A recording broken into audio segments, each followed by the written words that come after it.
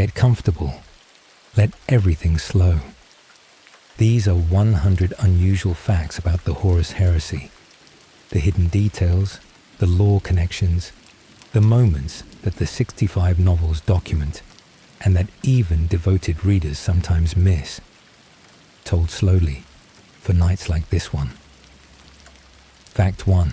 Horus initially refused the title of Warmaster. When the Emperor announced that he was naming Horus Supreme Commander of all Imperial military forces, Horus declined. Not dramatically, not with protestation, but with genuine reluctance. He did not want to be set above his brothers. He understood what being named first among equals would mean for the relationships he had built across 2 centuries of shared conquest, and he was right to be concerned. The resentment that the appointment generated in some of his brothers was real and immediate. Rogel Dawn, Assanguinius, and Fulgrim were pleased for him. Angron, Guilliman, the Lion, and Perturabo reacted with varying degrees of disapproval. The Emperor persuaded him. The title was necessary.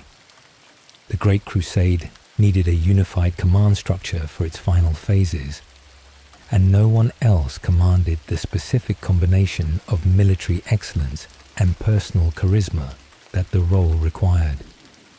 Horus accepted. His legion, which had been called the Lunar Wolves, was renamed the Sons of Horus in his honor.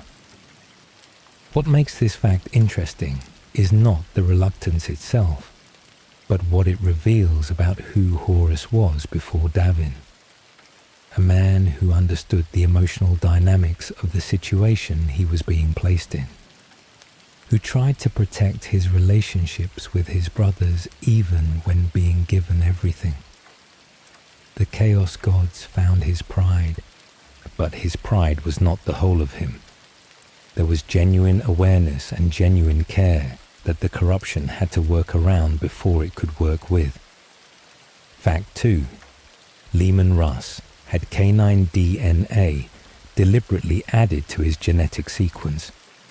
During the Horus Heresy, a Raven Guard apothecary and a Mechanicum genitor analyzed the original Primarch gene stocks and made a discovery that the Emperor had never disclosed. The individual Primarch strands were not identical. Some had gene sequences deliberately deleted from the base genome. Some had clearly non-human DNA added. The sample labeled Subject 6 had canine-like DNA incorporated into its sequence. Whether Subject 6 corresponds to Leman Russ, the 6th Primarch, is not confirmed. But the correspondence is striking. A Primarch raised by wolves, who exhibits wolf-like qualities in his behavior and instincts, whose legion produces warriors who can mutate into the Wolfen. Feral, wolfish space marines, whose transformation is treated within space wolf culture as both a curse and a blessing. The Space Wolves are the only legion whose space marines can undergo this specific mutation. The Emperor designed the Primarchs as instruments. The specific instruments he designed for specific purposes. What the addition of canine DNA to a Primarch's genome was meant to achieve, whether it was deliberate shaping of temperament or a response to the world they would eventually be found on, or something else entirely, is not explained. The Emperor did not explain much. Fact 3. Malcador the Sigillite may have deliberately helped cause the heresy. This is one of the darkest and most contested facts in the Horus Heresy's lore. Not because it is obscure, but because of what it implies about the people at the center of everything. Malcador's own account, in certain sources, suggests that he and the Emperor may have deliberately agitated the Primarchs against one another during the Great Crusade. The purpose? to identify which ones were capable of turning against the Imperium, to purge them in a controlled conflict, rather than allow them to become dangerous independently, and to ensure that humanity, not genetically engineered superhumans, would be the rulers of the galaxy in the long term. The Thunder Warriors, who preceded the Space Marines, had been similarly disposed of once they were no longer needed. The ruinous powers intervened before the plan could be fully realized. How what was intended as a managed purge became the Horus Heresy, too large, too destructive, consuming far more than the Emperor had calculated. Whether this account is accurate, whether Malcador was telling the truth, or rationalizing, or simply wrong, the lore does not confirm. But the possibility that the single most catastrophic event in human history was, in some form, a plan that got out of hand is exactly the kind of unsettling ambiguity that the heresy is organized around. Fact 4. Erebus murdered a man and stole his identity, including his name. Erebus was not born with that name. The boy, who would become the first chaplain of the Word-Bearers, was born to common parents on Colchis, Lorga's homeworld, and from childhood felt it was his purpose to manipulate, deceive, and sow discord. He was drawn from his earliest years unto the testing of limits, to pushing at the edges of what was acceptable and watching what happened. There was another boy in his village named Erebus, a religious and studious child, well regarded, someone his parents frequently held up as an example of what their own son should be. The future Erebus took this advice literally.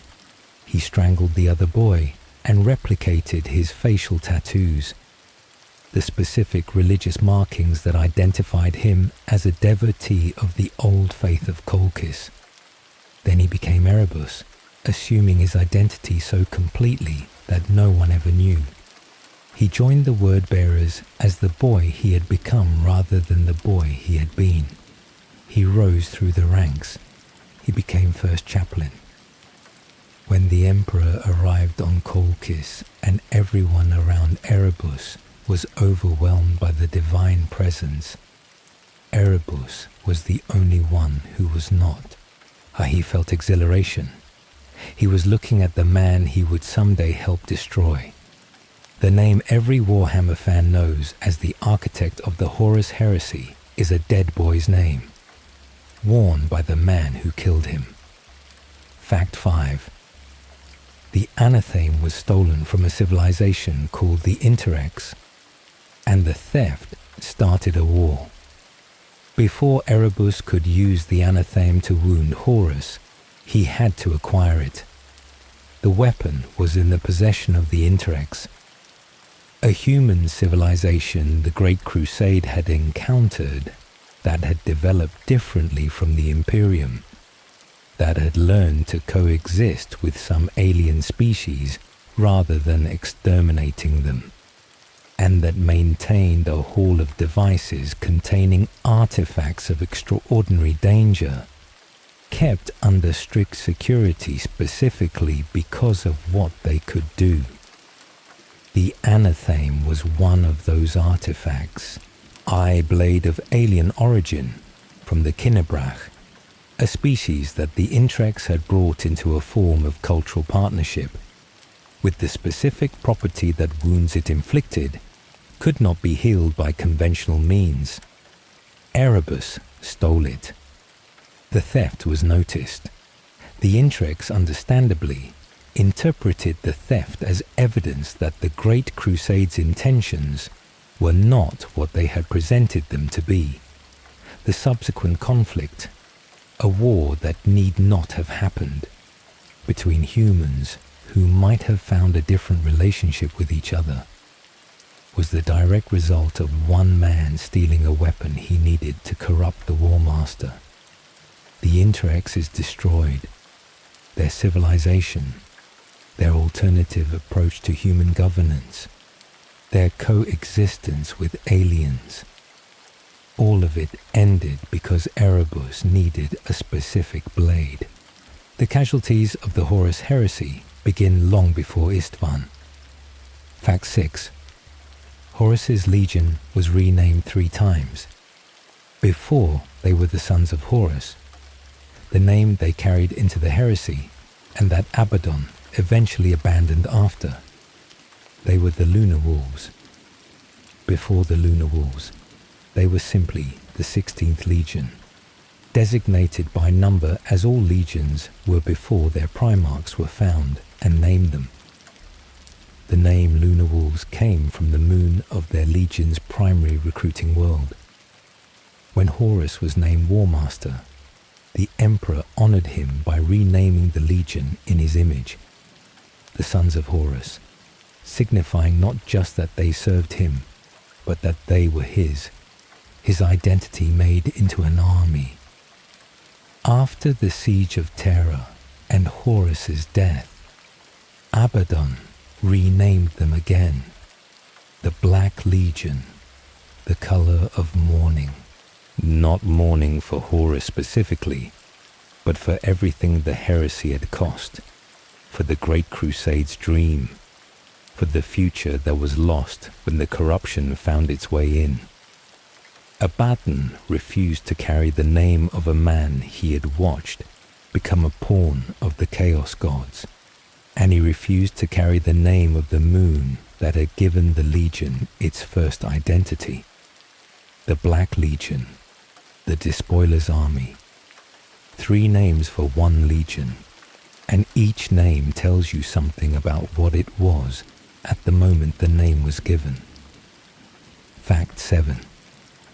Magnus the Red was the only Primarch the Emperor trusted with the full truth about the Chaos Gods.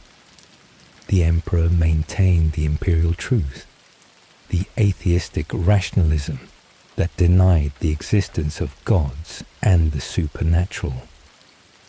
As the official ideology of the Great Crusade, he had specific reasons for this that went beyond simple philosophy. Worship feeds the Chaos Gods, and a humanity organized around rational materialism was a humanity that starved the ruinous powers of the psychic sustenance mortal faith provided. But the Emperor knew what the warp actually contained.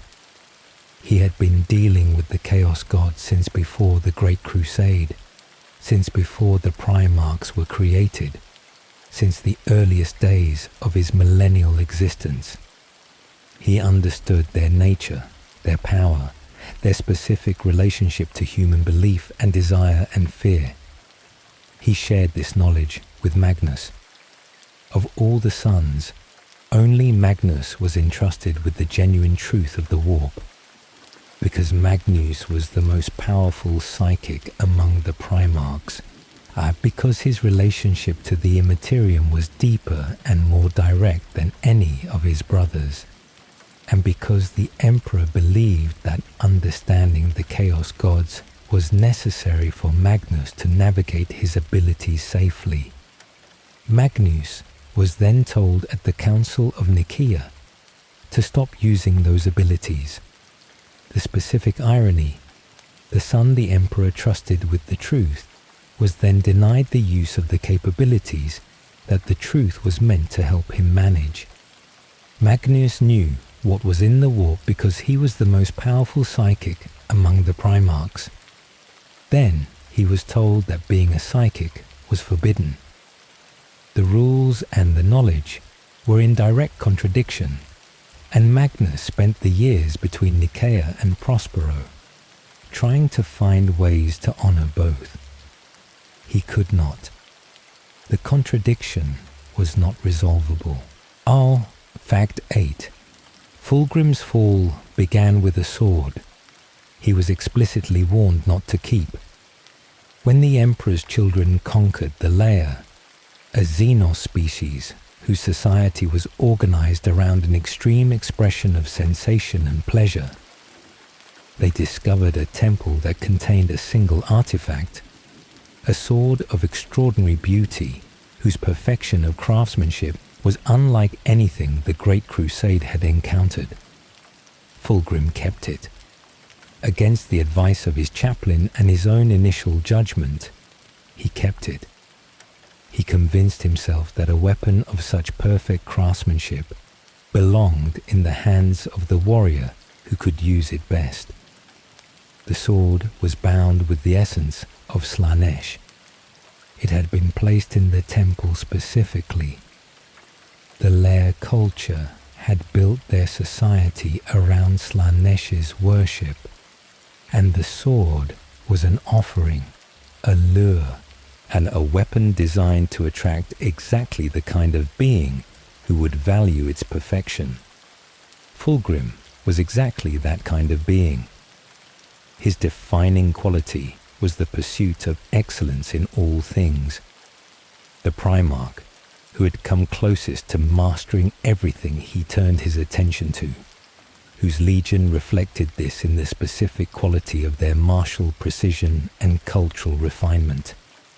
The sword found his specific flaw as precisely as the anatheme found Horus's. He carried it. He used it. It began whispering to him. The whispers fed what he already wanted to believe about himself and the universe. By the time Istvan Fi came, the sword was most of what was making decisions for Fulgrim. And the Fulgrim his brothers had known was losing the argument for control of his own body. Fact 9. Perturabo destroyed his own homeworld, and Perturabo was found on Olympia, a world of city-states and factional conflict, whose population was warlike and whose culture valued martial achievement. He had built it into a more organized society in his time there, establishing governance where there had been conflict. When the Great Crusade found him, he left Olympia to lead the Iron Warriors. Decades later, Olympia rebelled. The reasons for the rebellion were complex. Centuries of resenting the Imperial tithe, of feeling that Olympia's contributions to the Great Crusade were taken without adequate recognition, of the specific frustration of a population that remembered governing itself and was now governed by something else.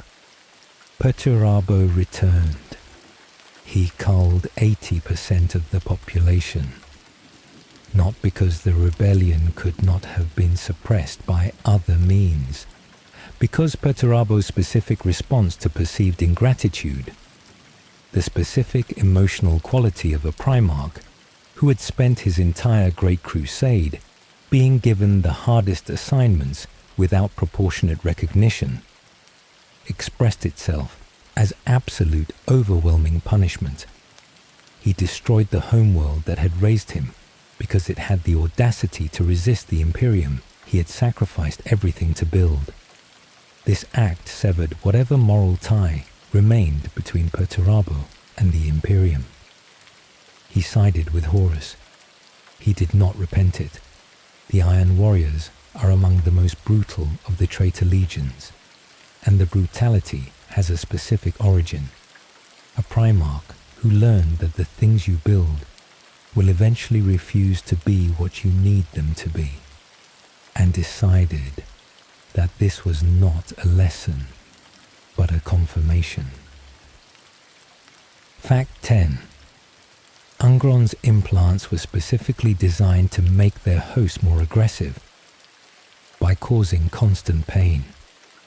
The butcher's nails, the psychosurgical implants that had been inserted into Ungron's skull by the gladiatorial culture on his homeworld, did not enhance combat capability by making the user stronger or faster in any conventional sense.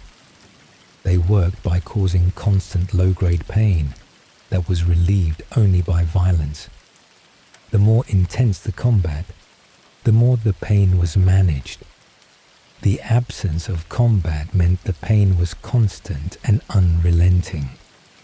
The nails were killing Ungron, and the specific interaction between the implants and Primarch physiology was different from what it had been with ordinary humans. The biology that made him superhuman was also slowly integrating the nails in ways that produce progressive neurological degradation. He had a finite amount of time before the nails completed what they had started. The Emperor's best minds could not remove them without killing him. This is presented in the lore not as a failure of Imperial technology, but as a statement about the specific nature of the nails themselves, that they had been designed by people who understood how to make them impossible to remove without destroying what they were attached to. Angron carried them until his elevation to Demon Prince of Khorne consumed them in the transformation. The rage that the Chaos Gods found in him was not manufactured. It was the only rational response to existing in constant pain for an entire lifetime, with a father who arrived too late to offer salvation and took him away from the companions he wanted to die alongside. Fact 11. The Horus Heresy novel series is the longest science fiction series in history by word count. 65 novels, dozens of short story anthologies, audio dramas, art books, reference volumes. The main novel series alone runs to tens of millions of words.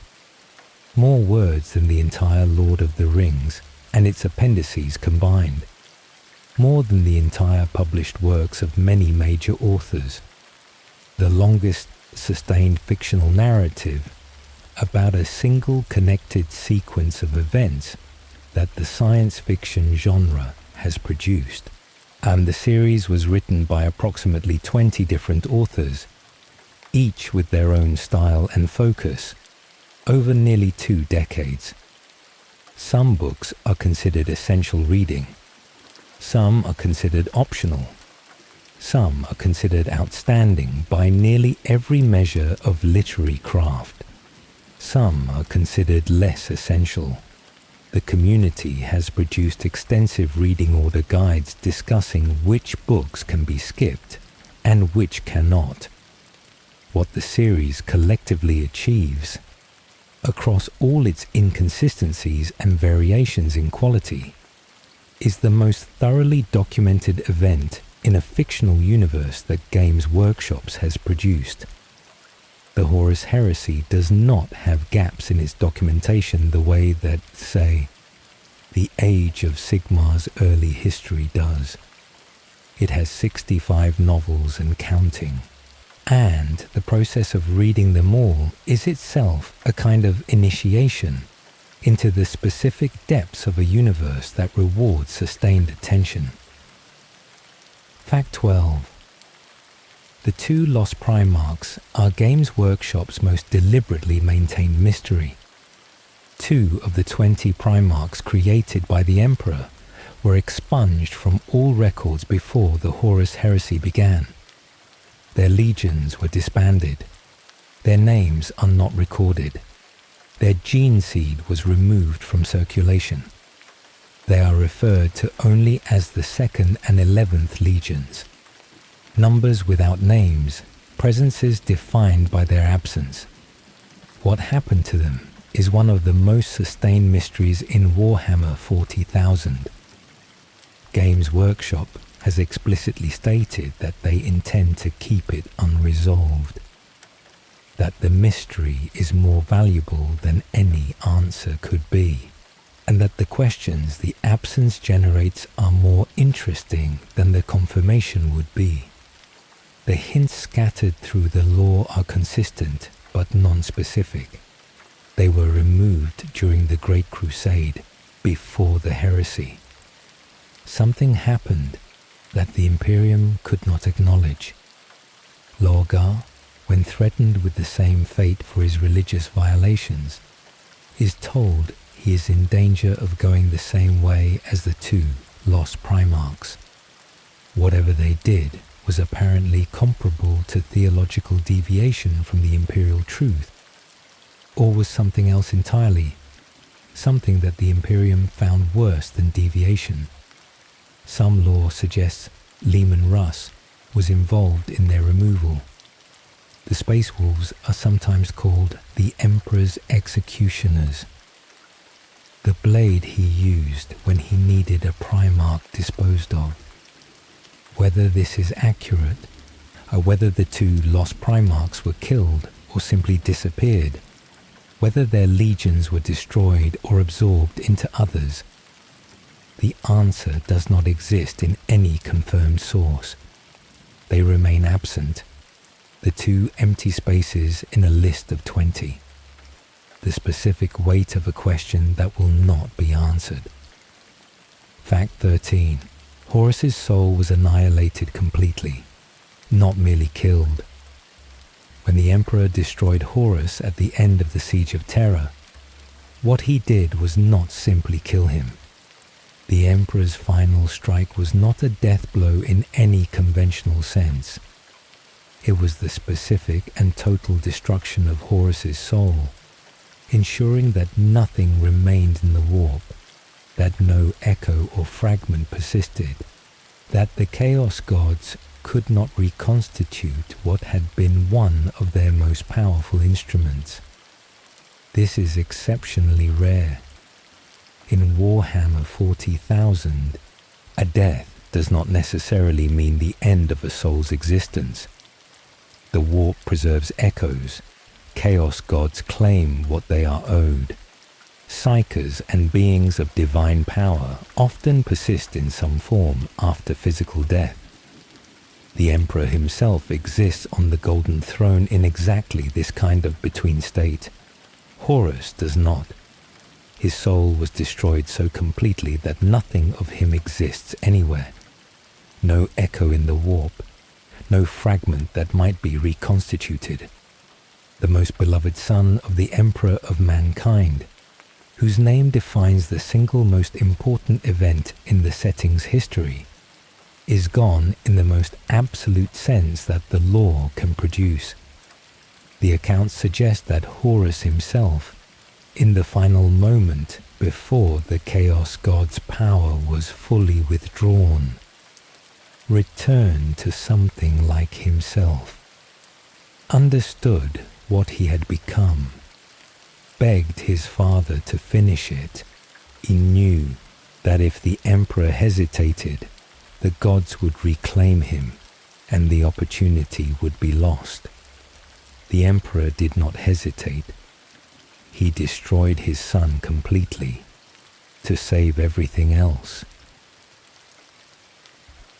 Fact 14. Alfarius and Omegon joined the traitor side because they believed it was the only way to save the galaxy, not because they served chaos. The Alpha Legion's allegiance during the Horus Heresy is the single most contested question in the setting's lore. Here is what the sources most consistently support, while noting that the Alpha Legion's defining characteristic is that nothing about them should be trusted completely. 2 years before the heresy began, the twins were approached by an organization called the Cabal, an ancient alliance of Xenos species, including the Eldar, who had been observing the rise of chaos for millions of years and had developed a prophecy through their most powerful seers. The prophecy had 2 outcomes. If the Emperor won the heresy, and the Imperium would survive, but it would become a decaying theocracy that fed the Chaos Gods for 10,000 years before eventually being overwhelmed. Chaos would win slowly across millennia, consuming humanity in the long term. If Horus won, the resulting chaos-corrupted Imperium would destroy itself within a few generations, taking the Chaos Gods with it. Humanity would be annihilated, but chaos would be defeated forever. The Cabal offered the twins a choice: sacrifice humanity to save the galaxy from chaos permanently, or preserve humanity at the cost of eternal war. Alfarius and Omegon chose to side with Horus, not because they were corrupted, not because they served chaos, because they believed the prophecy was accurate and that ending chaos permanently, even at the cost of humanity, was the correct calculation. Whether the prophecy was true, whether the Cabal was itself a manipulation, whether Alfarius and Omegon were deceived, whether they were, in some deeper sense, running a plan that was not the one they had announced.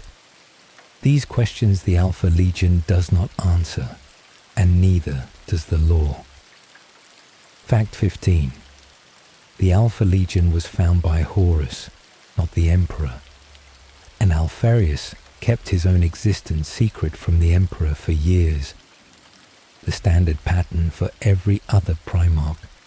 Scattered by the Chaos Gods as infants, they land on human-inhabited worlds, grow up, are found by the Emperor during the Great Crusade, are reunited with the Legion bearing their genetic material.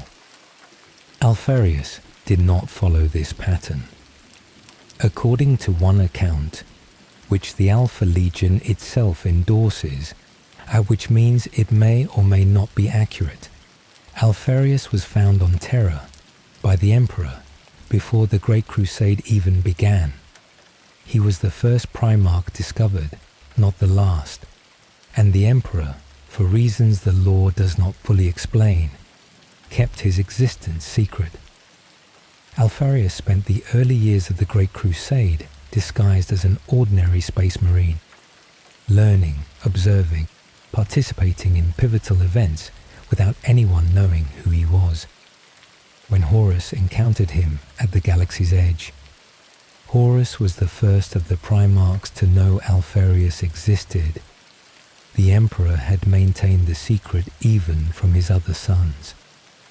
Omegon, the twin whose existence was unknown to essentially everyone outside the Alpha Legion, adds another layer. Two Primarchs who are genetically identical, who can sense each other's thoughts across vast distances, who spent the heresy switching places with each other so thoroughly that even other Primarchs could not be certain which one they were talking to.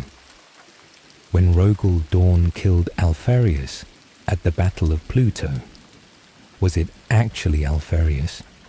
When Guilliman killed Alfarius at Escrador, was it the same Alfarius? Were they both Omegon? Was one of them a body double? An Alpha Legion space marine who resembled his Primarch because the entire Legion was engineered to resemble him?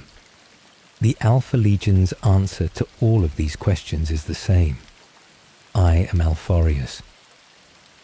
Fact 16.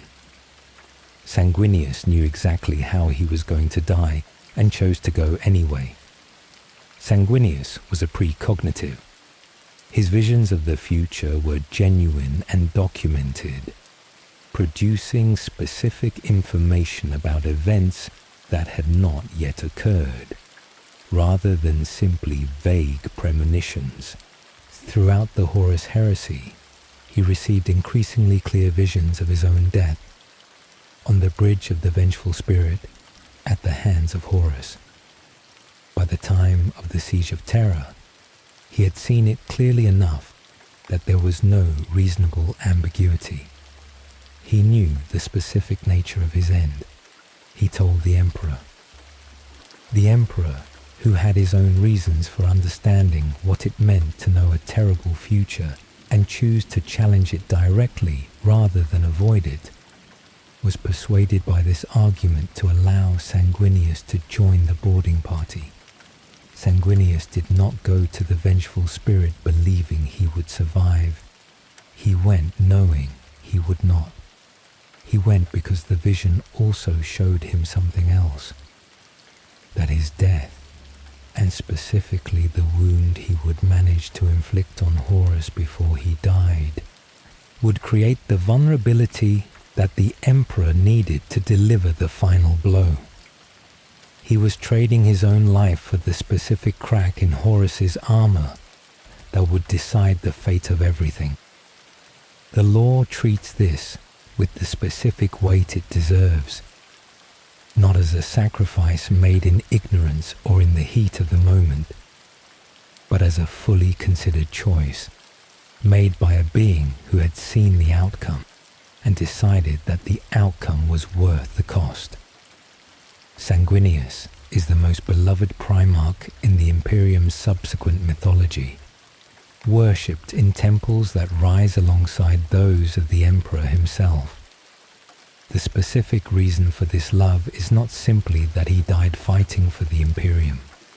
It is that he chose his death with full knowledge, and chose it for everyone else's sake. Fact 17. The word-bearers built temples on every world they conquered, and then had to demolish them all. In the years before the Council of Nicaea and the destruction of Monarchia, the word-bearers were the slowest legion in the Great Crusade by a significant margin. While other legions moved swiftly through campaigns, completing compliance actions and moving on, the word-bearers lingered. They built temples, they established priesthoods, they set up the specific infrastructure of organized religious devotion on every world they brought into the Imperium, organized around the worship of the Emperor as a god. This slowed them dramatically. Their rate of compliance was the lowest of any legion, their military record among the least impressive, their strategic contribution the most questionable. When the Emperor arrived at Monarchia and destroyed the city and humiliated the word-bearers, one of his specific complaints was not simply the theological violation of the imperial truth. It was the practical cost. The word-bearers had been wasting time that should have been spent conquering. Every temple they built was time taken from the Great Crusade. What happened to all those temples, the hundreds, potentially thousands of structures built on worlds across the galaxy, is not fully documented. Some were presumably demolished in the Legion's subsequent compliance campaigns. Some may have survived. Some of them may have been the specific seed of the cults that later formed the infrastructure of chaos worship in those systems. The word-bearers built the religious infrastructure of the Imperium before the Imperium had a religion, and then the Imperium told them to tear it down. Then the word-bearers tore down the imperial truth instead. Fact 18. Mortarian's first captain betrayed him before Mortarian had decided to betray the Emperor. Of all the Primarchs who turned traitor, Mortarian is unique in that his legion's path to chaos was substantially arranged by his own most trusted officer, rather than by Mortarian himself. Callus Typhon, first captain of the Death Guard, a man Mortarian had known and worked alongside for decades, was a psyker who concealed his abilities, which in the Death Guard's culture of suspicion toward psychic power was already a betrayal of a kind. He had been corrupted by Nurgle long before the heresy's open phase, working in secret to prepare the Death Guard for a transition they had not chosen. When the heresy began and the Death Guard joined Horus, Typhon was already serving Nurgle. He arranged for the Death Guard's fleet to be becalmed in the warp, trapped, unable to navigate, exposed to the specific horrors of the Immaterium for weeks, as plagues consumed the Legion's warriors in ways that their considerable physical resilience could not resist. Mortarian, watching his sons die from diseases that no Death Guard should have been unable to endure, accepted Nurgle's offer because the alternative was watching his legion die entirely. Typhon had engineered the situation specifically to make that offer acceptable, to remove every alternative until accepting Nurgle was the only path to the Death Guard's survival. Mortarion spent centuries in the Eye of Terra, recognizing the specific completeness of how he had been played. The first captain he had trusted had arranged everything, and Mortarion had not seen it coming until the trap had already closed. Fact 19.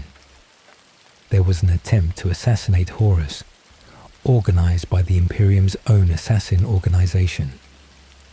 The Officio Assassinorum, the Imperial organization dedicated to the elimination of specific high-value targets, dispatched what the law calls an execution force to kill Horus after his betrayal became known.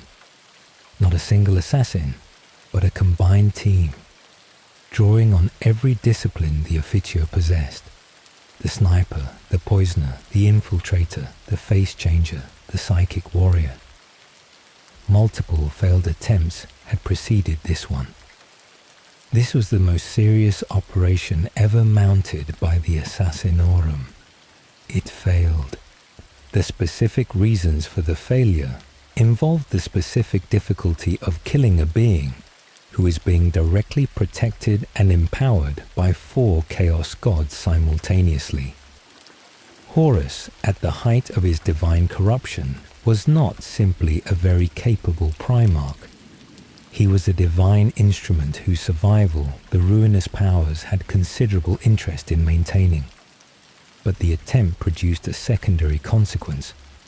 The Chaos forces, learning of the Officio Assassinorum's capabilities, decided to create their own version.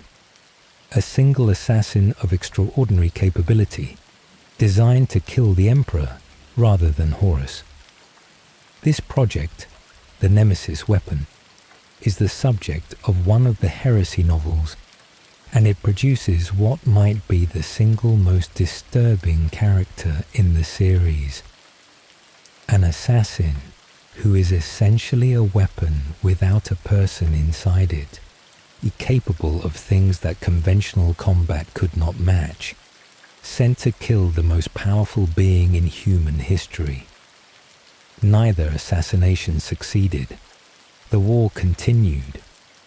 But the existence of both attempts tells you something about what both sides understood, that removing a single key individual could change everything, and that everything was worth trying.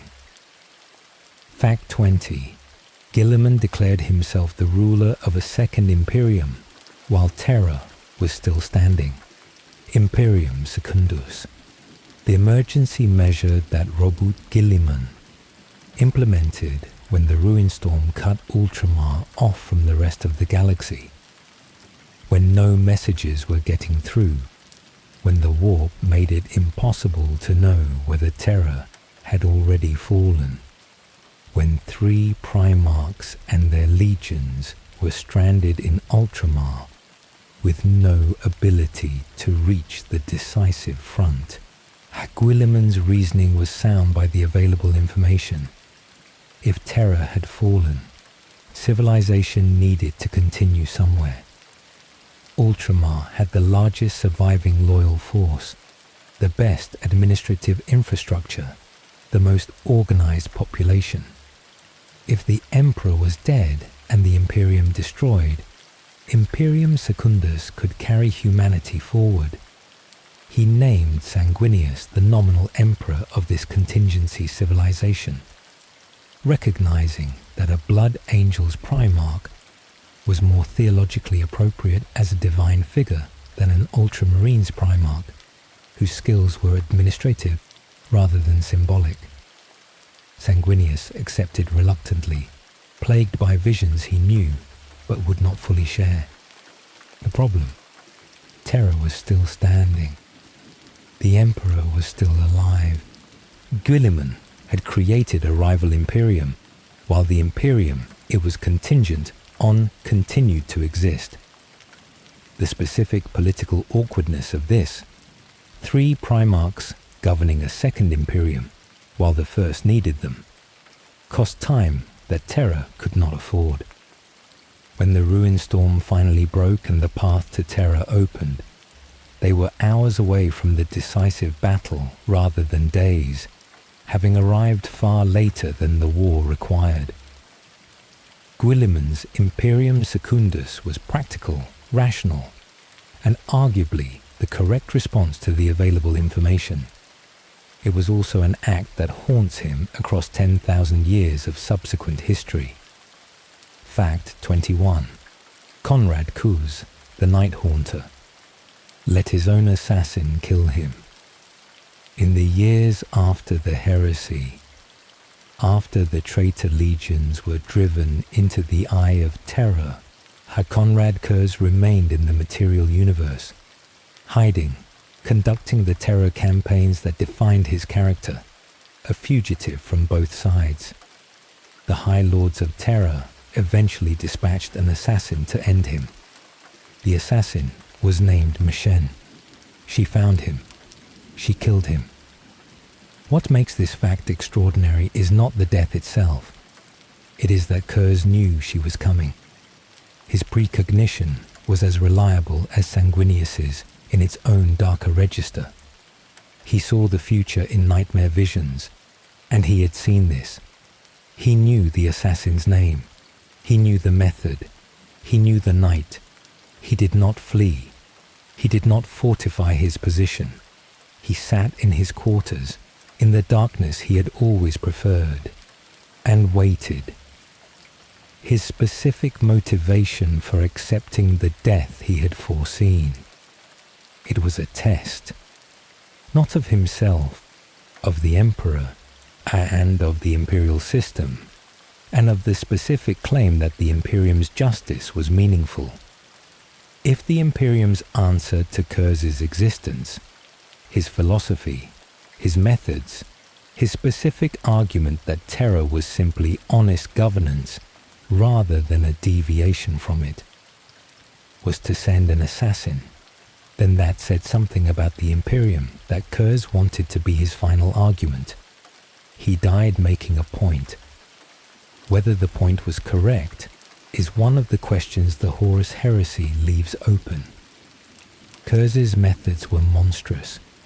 His logic was internally coherent. The Imperium, which also governed through fear and violence on scales that dwarfed anything Kuz had done personally, may or may not have had the standing to condemn him. He died in the dark, as he had always lived. Chin Fact 22. Vulcan is technically immortal, and survived being killed and tortured by Conrad Kuz for months. Vulcan is a perpetual, one of the extraordinarily rare humans whose soul cannot fully die, who returns to life after apparent death in ways that have nothing to do with the warp or divine intervention. It is a natural human mutation so rare that only a handful of confirmed perpetuals are documented across all of history. For a perpetual, death is not permanent. The body can be destroyed. The soul returns. A new body forms, or the original is restored, and the person continues. Conrad Kuz captured Vulcan after the Dropsite massacre. The Salamander's Primarch had survived what should have killed him, and Kuz, fascinated by the specific quality of someone who could not be killed, spent months testing this. He killed Vulcan repeatedly. Each time, Vulcan returned. Each time, Kuz tried something different, escalating through every form of physical destruction he could conceive of. The specific horror of this encounter is not the violence itself, but what it reveals about Kuz. The Night Haunter was not simply torturing Vulcan. He was conducting an investigation. He was trying to understand what Vulcan's specific form of persistence implied about the nature of existence, about justice, about whether the suffering he inflicted had any meaning in a universe that contained beings who could not be permanently destroyed. Vulcan eventually escaped. Kurz had not found his answer.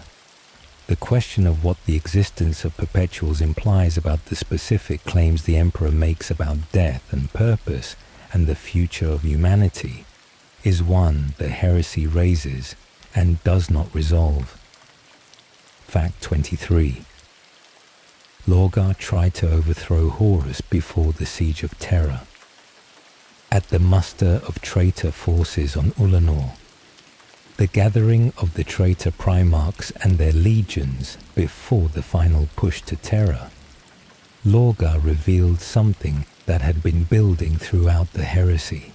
He saw Horus as weak, corrupt in the wrong direction, a failed instrument of the Chaos Gods who had been given everything and would ultimately fail. He attempted a coup. He tried to replace Horus as the Warmaster. Horus defeated it. The word-bearer's Primarch, the man whose decades of planning and manipulation and theological conviction had made the heresy possible, and who had found and seduced the Chaos Gods and brought them into the Imperium's ruin, was exiled from Horus's presence. What this reveals about the traitor coalition: it was not unified. It was 9 legions with 9 different masters and 9 different relationships to the Chaos Gods they served, held together by Horus's specific combination of charisma and authority, fraying at the edges as the weight of the heresy made competing agendas harder to suppress. The Siege of Terra was launched by a coalition that was already coming apart.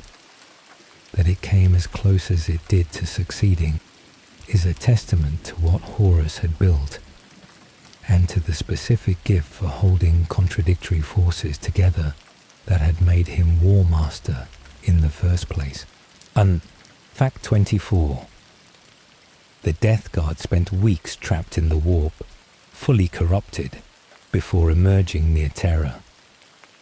When the Death Guard's fleet was becalmed in the warp by Callus Typhon's treachery, what followed was not simply a military delay.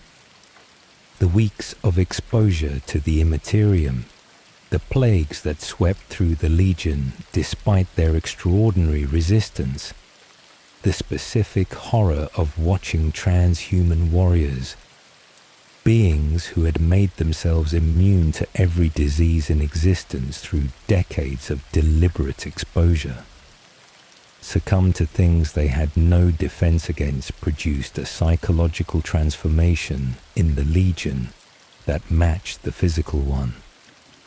When the Death Guard emerged from the warp near Terra, they were not the same Legion that had entered. Nurgle's transformation had been working on them for weeks in warp time, which might have been subjectively much longer. They emerged as Plague Marines, the iconic corrupted form of the Death Guard that the setting has defined them by for 10,000 years, decaying, resilient in ways that went beyond ordinary Space Marine capability, carrying the specific divine plague that Nurgle had given them as a gift in exchange for their souls. Mortarion led them. He had accepted the bargain. He had saved his legion by agreeing to what Typhon had arranged for him. The Death Guard reached Terra already transformed. They were among the most feared of all the traitor legions in the siege, not because of their numbers, but because of what they had become and what they spread. Fact 25. The heresy lasted approximately 9 years, but felt much longer on many worlds. The Horus Heresy, as a formal conflict, ran from approximately M31.004 to M31.014. 9 standard years from Horus's open declaration of rebellion to the siege of Terra's conclusion. This is a remarkably short time for an event that destroyed trillions of lives and reshaped the entire structure of human civilization. But standard Imperial time and local experience diverged significantly. Worlds under siege for years measured their experience in the specific years of their suffering, rather than the overall campaign's duration. Legions separated by warp storms and the ruin storm were cut off from reliable temporal reference. Months could become years in the warp, and the specific experience of forces isolated in the Eye of Terra or the ruin storm darkened sectors was not 9 years, but whatever duration their isolation imposed.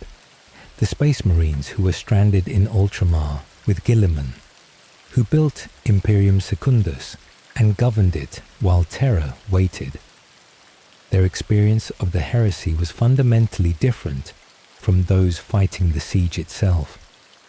For them, the war lasted as long as their isolation, which included a period of stable governance, military campaigns against chaos forces in their own region, and the specific grief of watching a war they could not reach. 9 years, the shortest cataclysm in history relative to its consequences. Every subsequent development in the setting, every institution, every ideology, every defining feature of the 41st millennium flows from decisions made in less than a decade. Fact 26.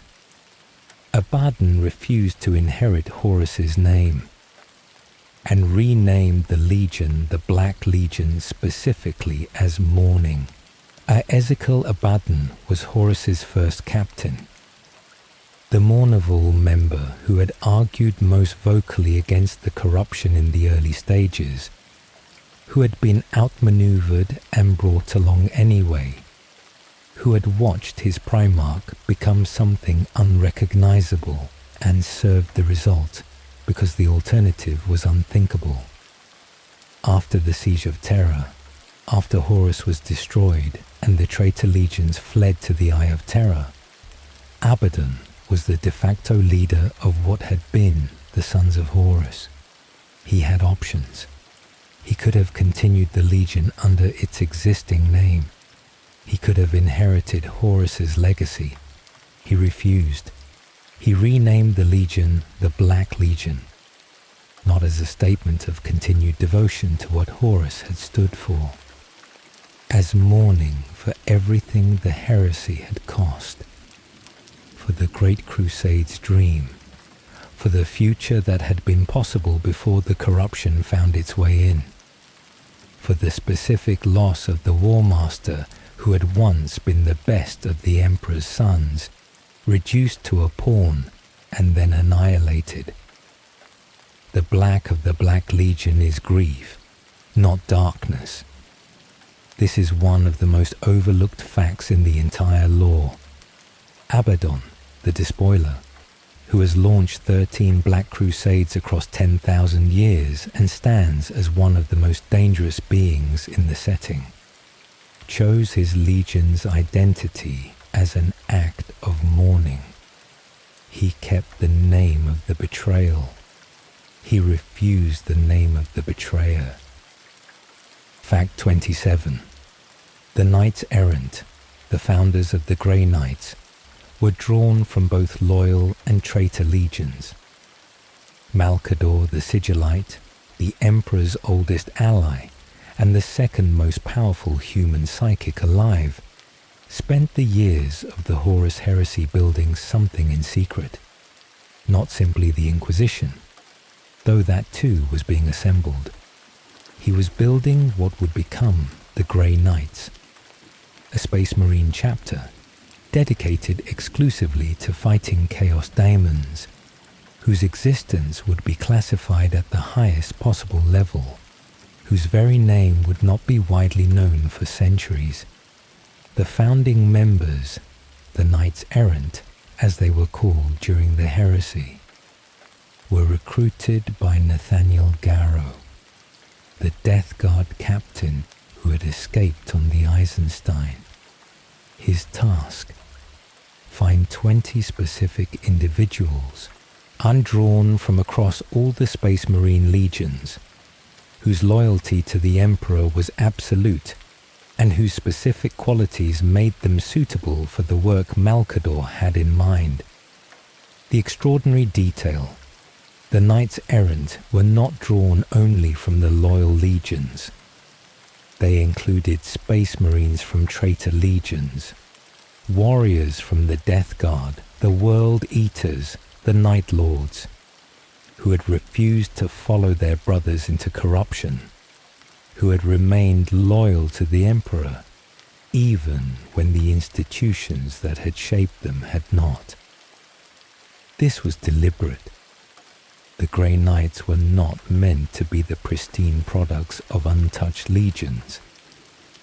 They were meant to be tested, specifically because the thing they were being built to fight required people who understood corruption from the inside. Warriors who had seen it, who had resisted it when those around them had not, who had earned their loyalty through active choice rather than simply never being tested. The mark Malkador gave them, the stylized letter I with 3 horizontal lines, would become, after the heresy, the inquisitorial seal, the symbol of the organization that the Knights Errant helped found. Fact 28. Garviel Loken survived Istvan III, but lost his mind for years afterward. Garviel Loken was Horus's first captain before Abaddon, a member of the Mournival, the informal advisory body that served the Warmaster, and one of the viewpoint characters through whom the Heresy's opening novels are told. He was among the loyalists deployed to Istvan III before the virus bombing. He survived the bombing. He survived the months of brutal combat that followed, and he was present on Istvan III when the planet was being bombarded for the 3rd time, with cyclonic torpedoes, the final weapon that reduced the world to a dead stone, and was found buried under the rubble of a collapsed building. When Nathaniel Garrow eventually located him, Loken had been isolated so long, in such complete psychological destruction, that he had forgotten his own name. He called himself Cerberus. He was convinced was the only loyal space marine still alive anywhere in the galaxy. The specific madness of being the last survivor of something that had seemed, from the inside, like the most important thing in existence. The survivor's guilt, combined with the specific horror of watching his own legion become what it became, had produced a breakdown that even a Space Marine's enhanced psychology could not fully resist. Garrow brought him back. Not immediately, not cleanly, but eventually. Loken became a Knight Errant. He spent the heresy doing Malkador's work. He was offered a place among the Grey Knights' founding 8 and declined. He felt his fate required one more confrontation with the sons of Horus, the brothers he had once been closest to. He was killed by Erebus after the death of Horus. This death produced a warp echo that would eventually become the demon Samus, the entity that had been present at some of the earliest heresy events. Everything connects in the heresy. Everything has a price. Fact 29. Corvus Corax's final words are a direct quote from Edgar Allan Poe. After the heresy, after the Codex Astartes broke his legion into chapters, after he had been forced to administer the Emperor's peace to the mutant warriors his experiments had produced, the twisted, broken things that had emerged from his attempt to accelerate Raven Guard recruitment through Primarch gene stock. Korax locked himself in his chamber. For a year, in silence. Nobody knows what he was doing or what he experienced in that year. When the door opened, he departed immediately. He flew his personal transport on a course toward the Eye of Terra. His last recorded words, "Nevermore." This is a direct reference to Edgar Allan Poe's poem, The Raven. The famous refrain of a raven that can only speak one word, responding to every question about whether the speaker will ever be free of grief with the same single negative, "Nevermore."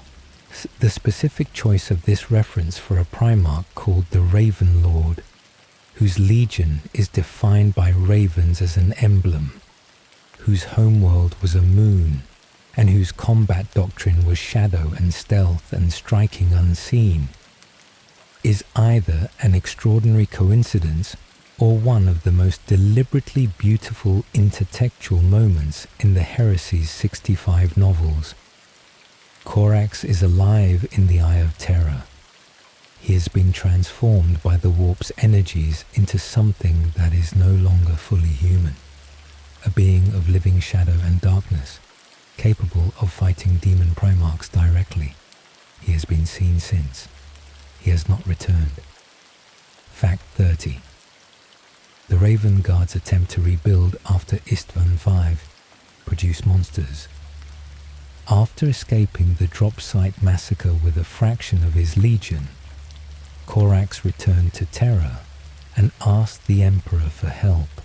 And what the Emperor gave him was access to the genetic laboratory beneath the Imperial Palace, the place where the Primarchs had originally been created, containing the undifferentiated genetic template from which all of the Primarchs had been made. Korax used this to accelerate the creation of new Raven Guard. The result? His new recruits grew too fast, their bodies not fully ready for the gene seed, the Primarch template producing Space Marines in weeks rather than years. The things that emerged were not right. They were large, they were strong, they functioned as soldiers in some basic capacity. But they were not fully human in their behavior or their appearance. And the specific wrongness of what they were was apparent to everyone who encountered them. The Raven Guard warriors who had survived Istvan V looked at what Korax had made and were horrified. The Alpha Legion, learning of Korax's project, infiltrated Raven Guard space with surgically altered Alpha Legionnaires, their faces modified to match the Raven Guards, a deception that exploited the Legion's desperate need for numbers. They corrupted the gene data and stole what they could carry. Korax discovered the infiltration. The data was compromised. The experiments were ended. He killed the creatures they had produced. Every one of them, personally. The Emperor's peace administered to each twisted warrior his desperation had created.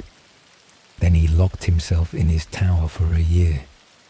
The Raven Guard's post-heresy strength was built on the terrible foundation of what the experiments had cost.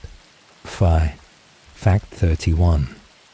Euphrati Keeler became the first confirmed saint of the Imperial cult. During the heresy, decades before the cult was officially recognized, among the civilians who traveled with the Great Crusade were the remembrancers, artists, writers, historians, assigned to document the expedition and produce the cultural record that would accompany the military conquest. Euphrati Keeler was a photo recorder, a visual artist, recording images rather than words. She was on the Eisenstein when Garo escaped from Istvan III. She survived. She witnessed a demon being driven back by faith in the Emperor's divinity, a direct contradiction of the Imperial truth, which held that such things did not exist. The experience transformed her. she became a preacher of what would later be called the Lectitio Divinitatus, the doctrine that the emperor was divine, that worship of him was not superstition, but genuine theology. This was illegal. The imperial truth forbade it. Malcador had her imprisoned under the imperial palace to prevent her spreading her heresy further. The specific irony that the woman preaching a doctrine that would become the Imperium's official religion within centuries was imprisoned by the future Imperium's founders for spreading it. She performed miracles during the heresy. Space Marines witnessed them. The faith she spread reached people who had seen terrible things and found that only the specific comfort of believing in something genuinely divine could sustain them. Garrow visited her in her cell. He found her the most reliably honest voice he encountered in years of mission work that included Malcador, Primarchs, and the Emperor's own silence.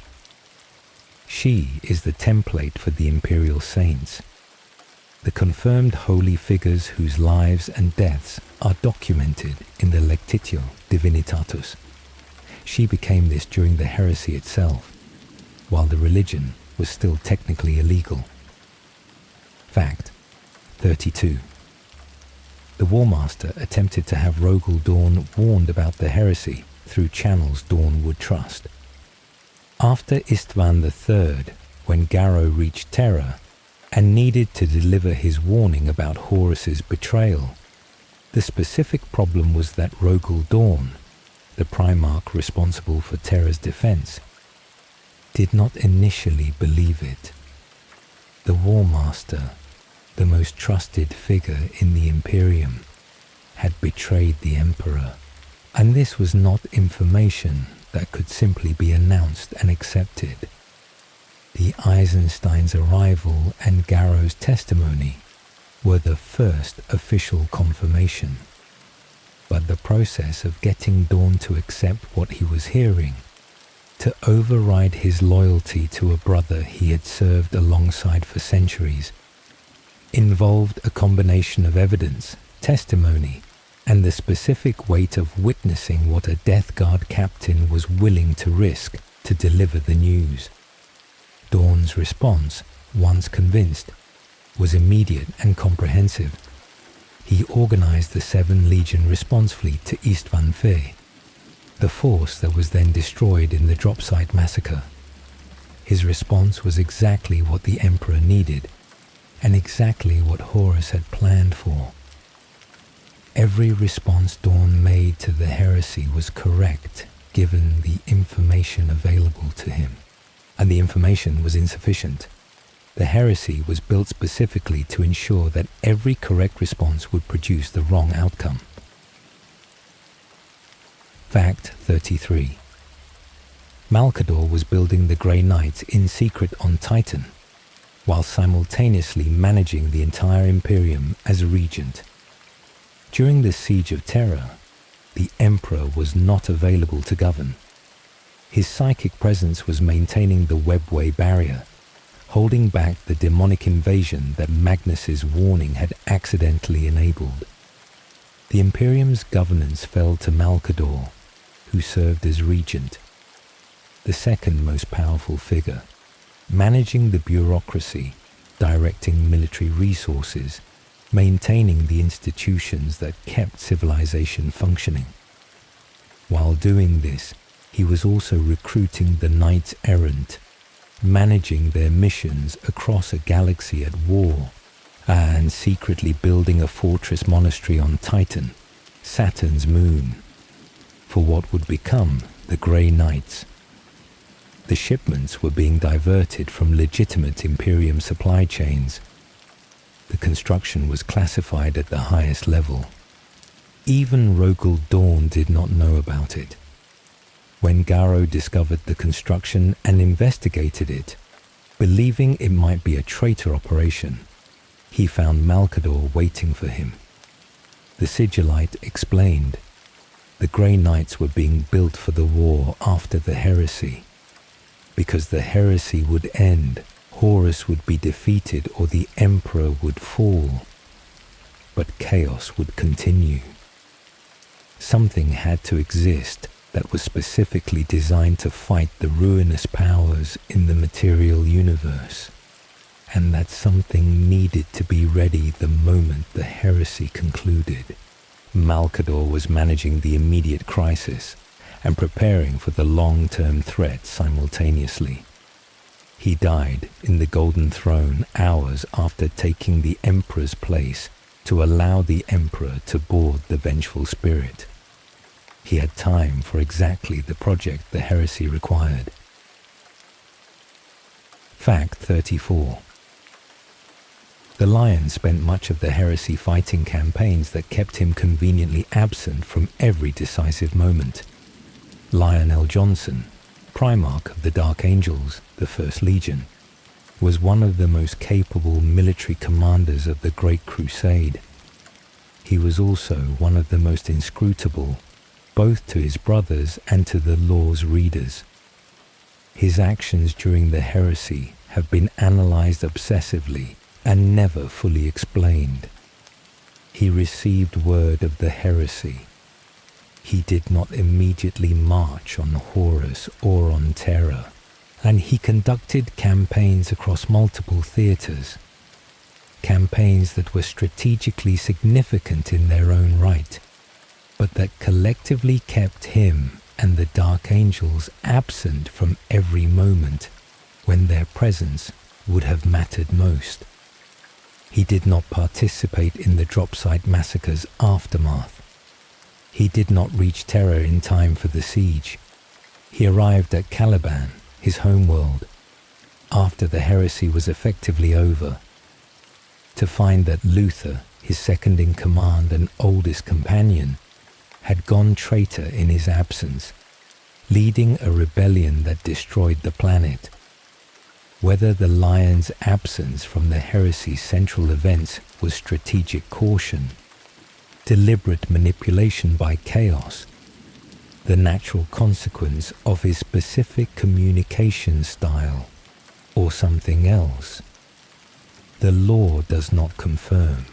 Had the Dark Angels have been building a reputation for secrecy ever since, and the specific secret of their fallen, the Dark Angels who followed Luther, is maintained because acknowledging it would require acknowledging that the First Legion had its own traitors during the heresy. The Lion returned in the 41st millennium. He has not explained his absence. The Dark Angels are not asking. Fact 35. A single World Eater's loyalist served as a knight-errant and died preventing himself from becoming a Chaos vessel.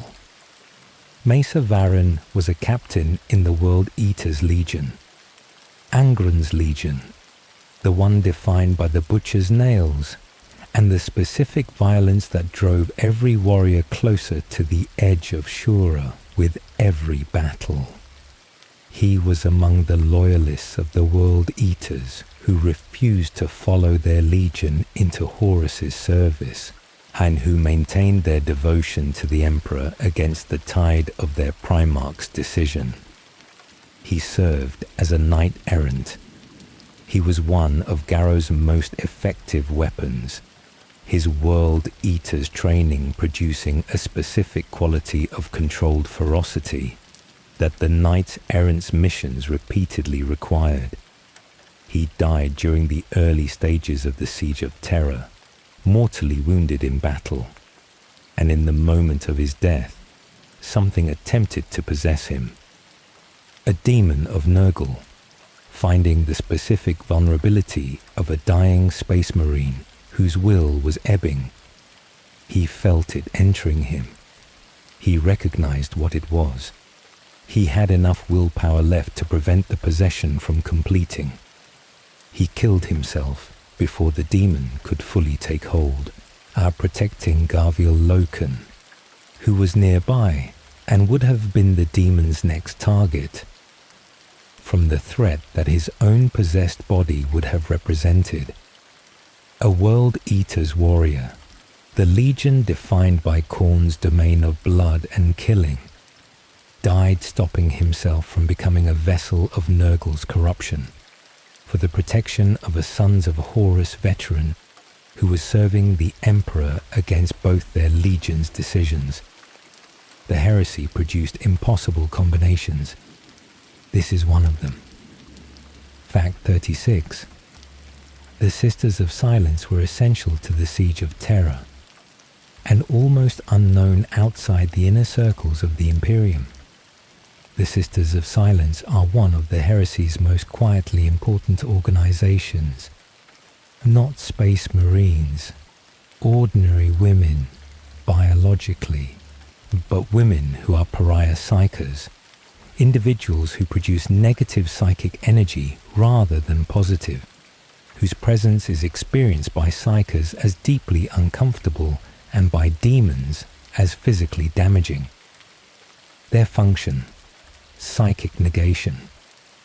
In a war that involved demonic incursions, corrupt psychers, and the specific threat of warp entities manifesting in the material world, the Sisters' ability to negate psychic power in their vicinity was strategically irreplaceable. No other military force in the Imperium could do what they did. They were present at the burning of Prospero, their specific anti-psychic field, making the Thousand Suns' greatest weapon useless in a battle that was already against them. They were present at the siege of Terra, and they worked alongside the Custodes and the Knights Errant in the heresy's most sensitive operations. Most of the Imperium had never heard of them. They operated under the same classification as Malcador's most secret projects. Their contribution to the heresy's outcome was significant and largely unrecorded. In the 41st millennium, they have returned to active service. The specific threat environment of the current era requiring the same capabilities the heresy had found essential. Most Imperial citizens still don't know they exist. Fact 37. The heresy's total death toll was measured in the trillions. The figure most commonly cited, 2.3 trillion dead during the heresy itself. A further 4.6 trillion in the great scouring that followed. The campaign to drive the traitor legions out of Imperial space and into the Eye of Terra. These are numbers that resist comprehension. The entire human population of Earth at the time of writing would need to be killed approximately 300 times to reach the heresy's death toll. The Great Crusade had taken over 2 centuries to bring 1 million worlds under Imperial control. The heresy killed roughly 2.3 trillion people in 9 years. What these numbers represent is not simply military casualties. They include civilians on worlds that fell under Chaos occupation, populations reduced in the Shadow Crusade's ritual burning, the inhabitants of Istvan III and every other world, used as a proving ground for the heresy's opening moves, the billions killed in the siege of Terra's bombardment before the final assault even reached the palace. The scale is such that the heresy essentially reset the demographic foundation of the Imperium. The galaxy that existed after the heresy was a galaxy with billions fewer people on thousands of worlds that had been active and thriving before it began. Fact 38. The inquisitorial seal was originally Malcador's personal mark. Every inquisitor carries it. The stylized letter I, with 3 horizontal bars crossing its center.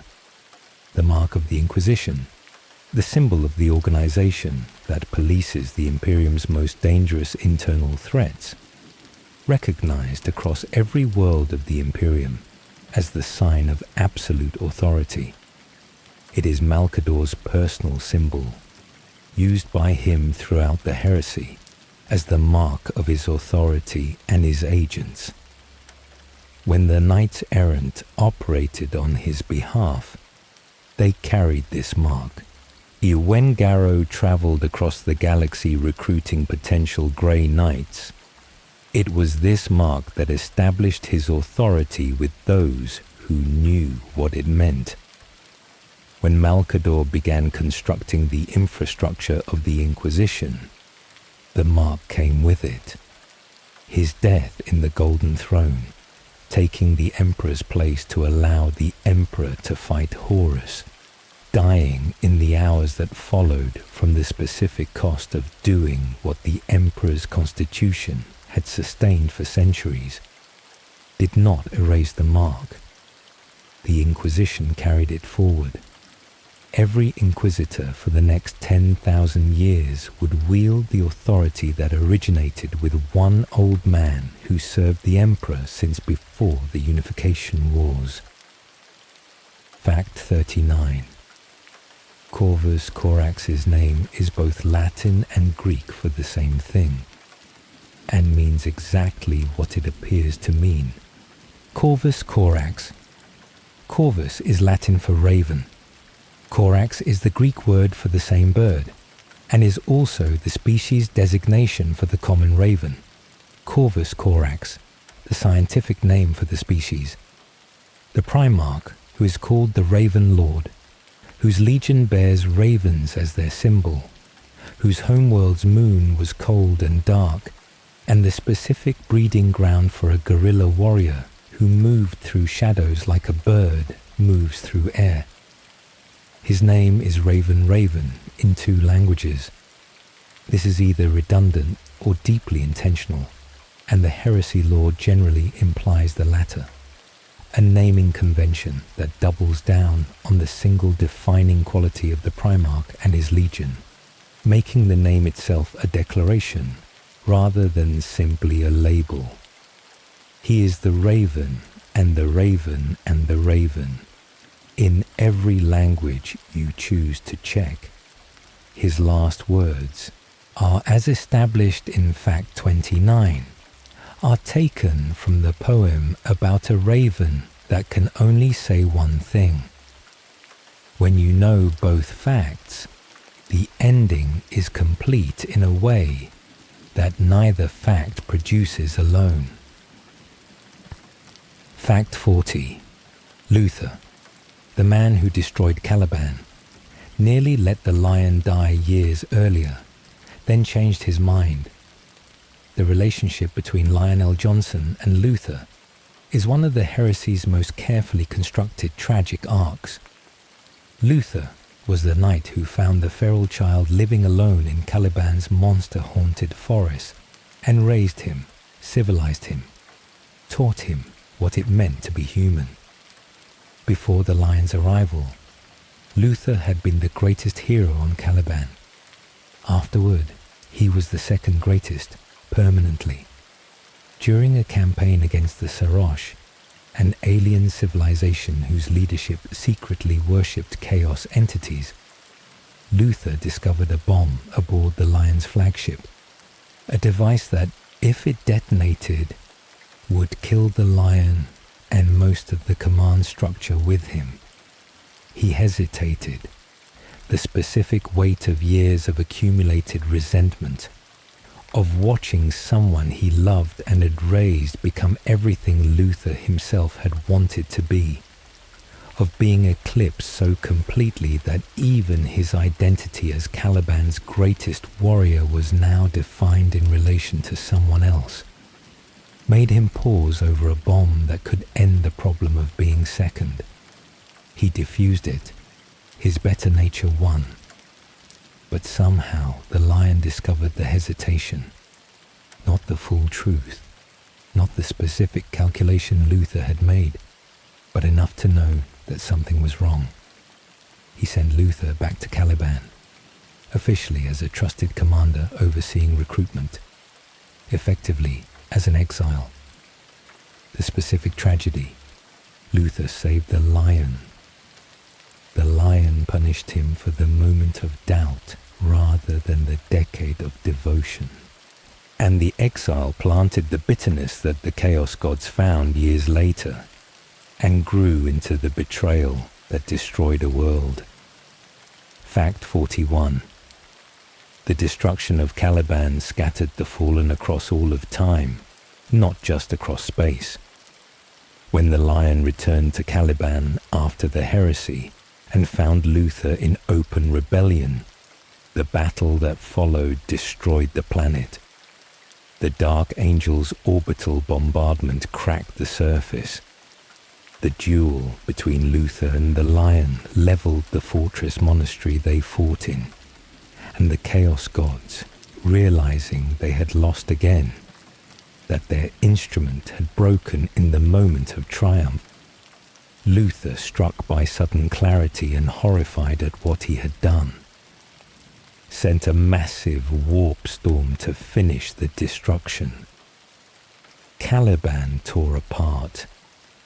The fortress monastery, protected by its ancient force fields, I survived as the asteroid that would become the rock, the Dark Angel's fortress monastery. Everything else ceased to exist, and the Dark Angels who had followed Luther, the fallen, who had sided with their second-in-command against their Primarch, were not simply killed. They were taken by the warp storm and scattered through space and time simultaneously. Not all of them ended up in the same century. Some arrived in the 31st millennium. Some arrived millennia later. Some, for all the lore confirms, may be traveling through time in the warp right now, with no specific destination.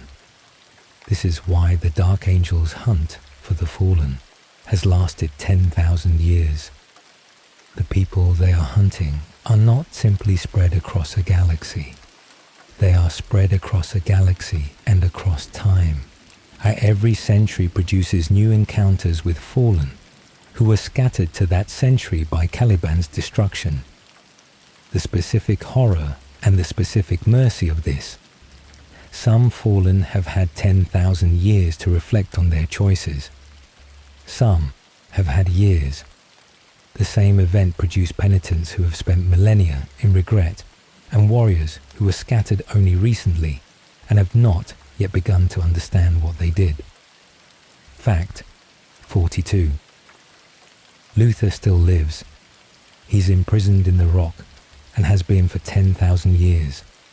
The rock, the asteroid remnant of Caliban, the fortress monastery of the Dark Angels, contains, in its deepest cells, one prisoner who has been there since the beginning. Luther, the arch-betrayer, defeated in his duel with the Lion, and his mind shattered in the moment when clarity returned and he understood what he had done, was captured by the Dark Angels and imprisoned rather than killed. Why imprisoned rather than executed? Because the specific information Luther carries is too valuable to destroy. He was present at the beginning of the Dark Angel's secret shame. He knows what happened on Caliban. He knows things about the fallen, about their disposition, about events from the heresy that no other living source possesses. He sits in his cell. He mumbles. His mind breaks and reforms in the specific way of someone who has lived too long with something that cannot be resolved. Occasionally, he seems lucid. Occasionally, the inner circle, the Dark Angel's secret leadership, interrogates him and gets answers that change their understanding of their own history. The Lion returned to the Imperium in the 41st millennium. Among the things his return has begun to address is the specific question of Luther. What happens when the person you went to war with, whose betrayal destroyed your homeworld, who fractured your legion, who has been the organizing secret of everything your successors have built for 10,000 years, is still alive, sitting in the deepest cell of your fortress, waiting for you to decide what to do. The heresy does not end cleanly for the Dark Angels. It is still happening, in the specific sense that its most important prisoner has not been executed, and its most important truth has not been acknowledged. Fact 43. The Primarch duel between Lion L. Johnson and Lehman Russ ended when Russ laughed. During the Great Crusade, before the heresy, the two Primarchs had a falling out over a joint campaign. The Lion had lent siege weapons to Perturabo, an act that looked, with hindsight, questionable, and the tactical disagreement between him and Russ escalated in the specific way that disagreements between beings of enormous capability and pride tend to escalate. They fought, not a brief confrontation, a genuine duel between two of the most capable combatants in the Great Crusade, lasting for days according to the accounts that survive. Two Primarchs with fundamentally different combat philosophies and fundamentally different personalities, applying everything they had to the problem of defeating each other. Russ began to laugh.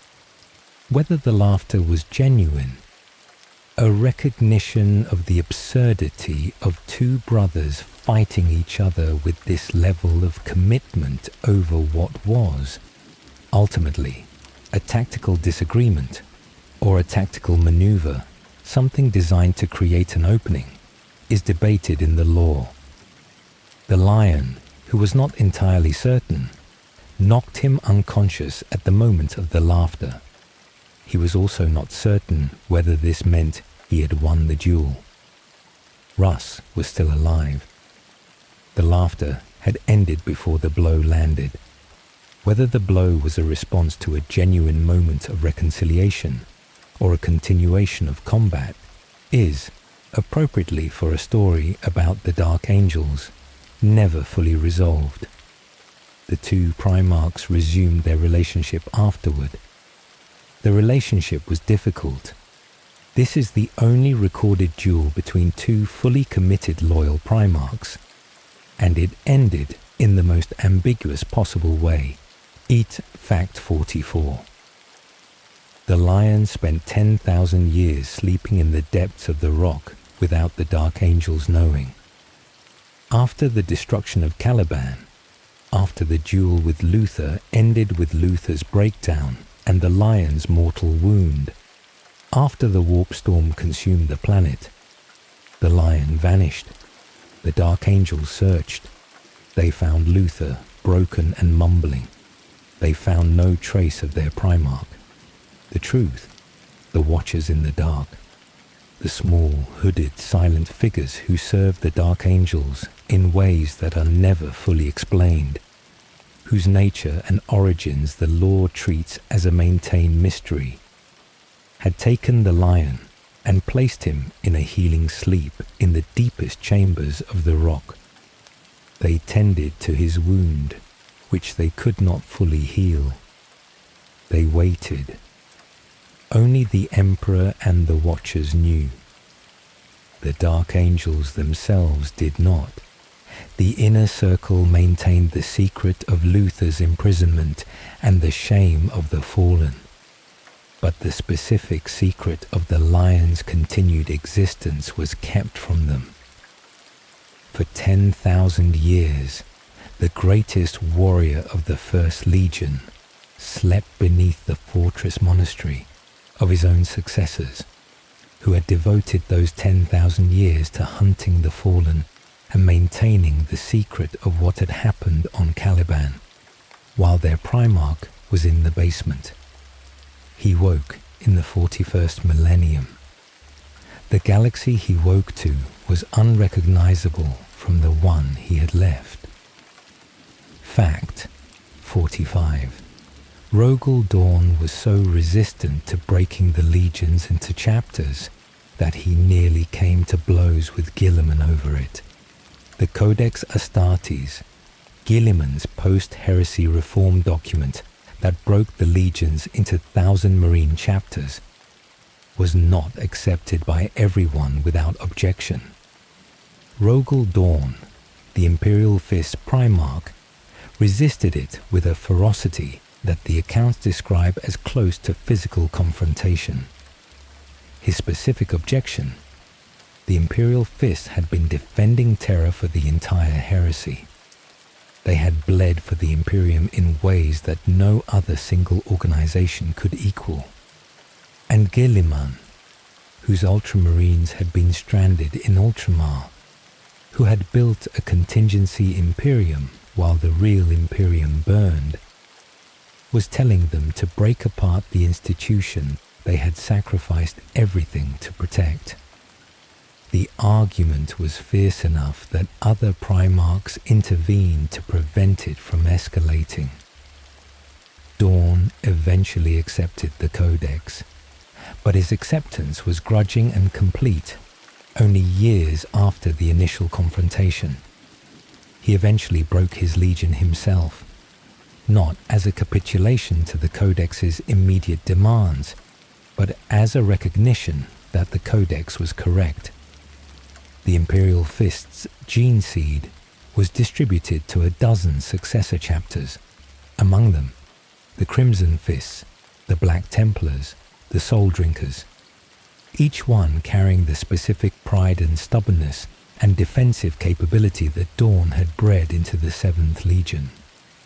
The specific irony: the Primarch most resistant to breaking his legion eventually produced more successor chapters than almost any other.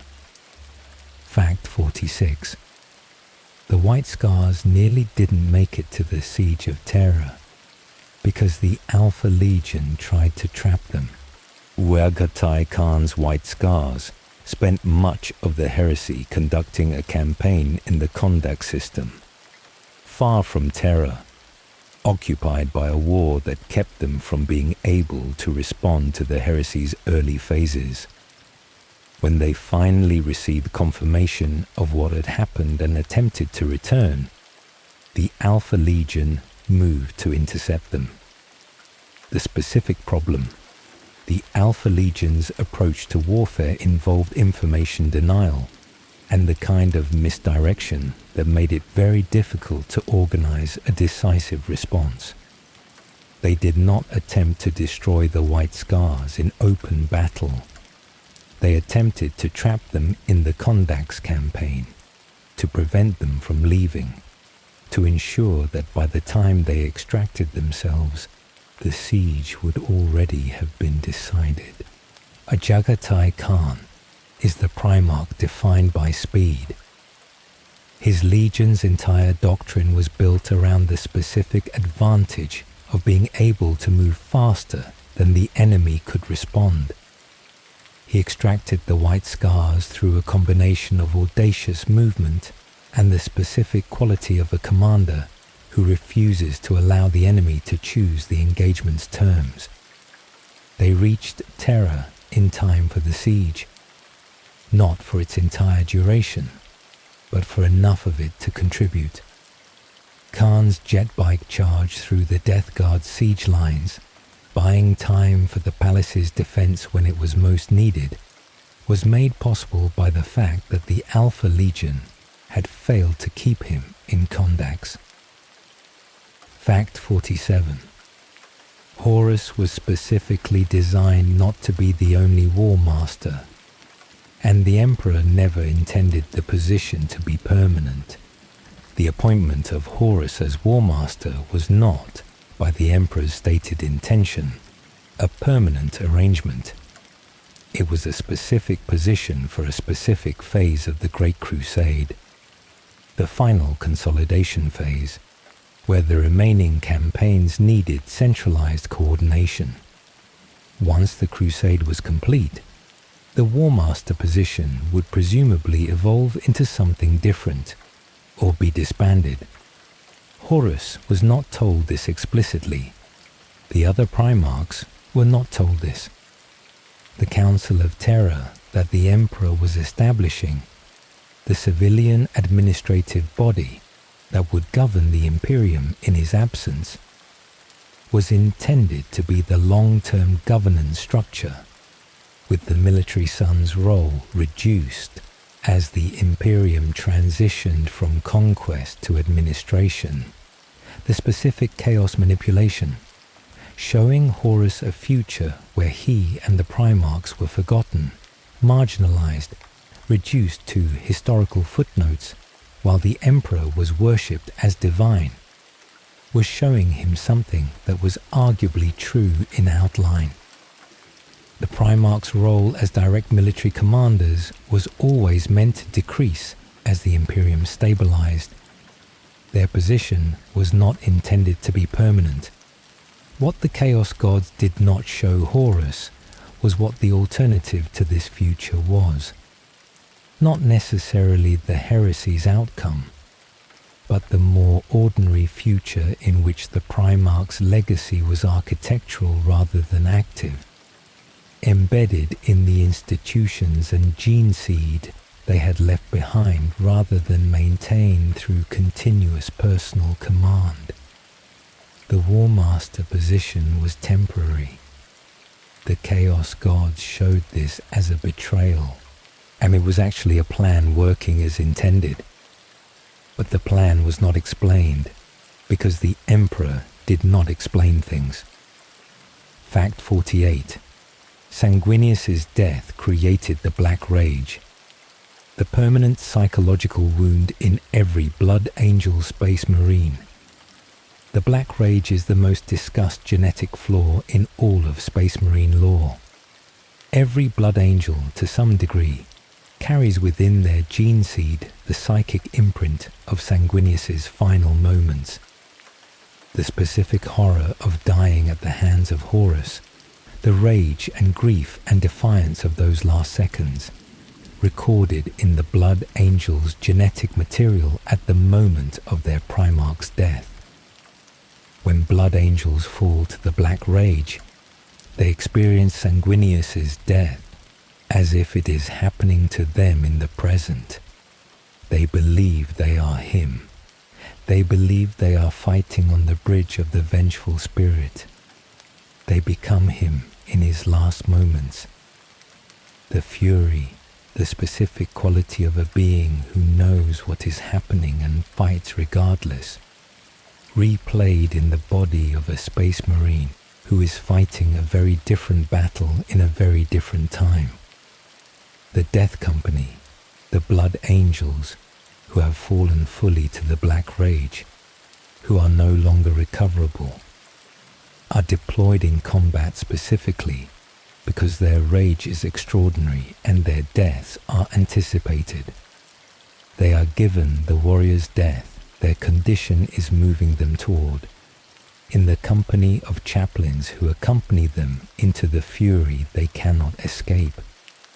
It is one of the most precisely defined griefs in the setting.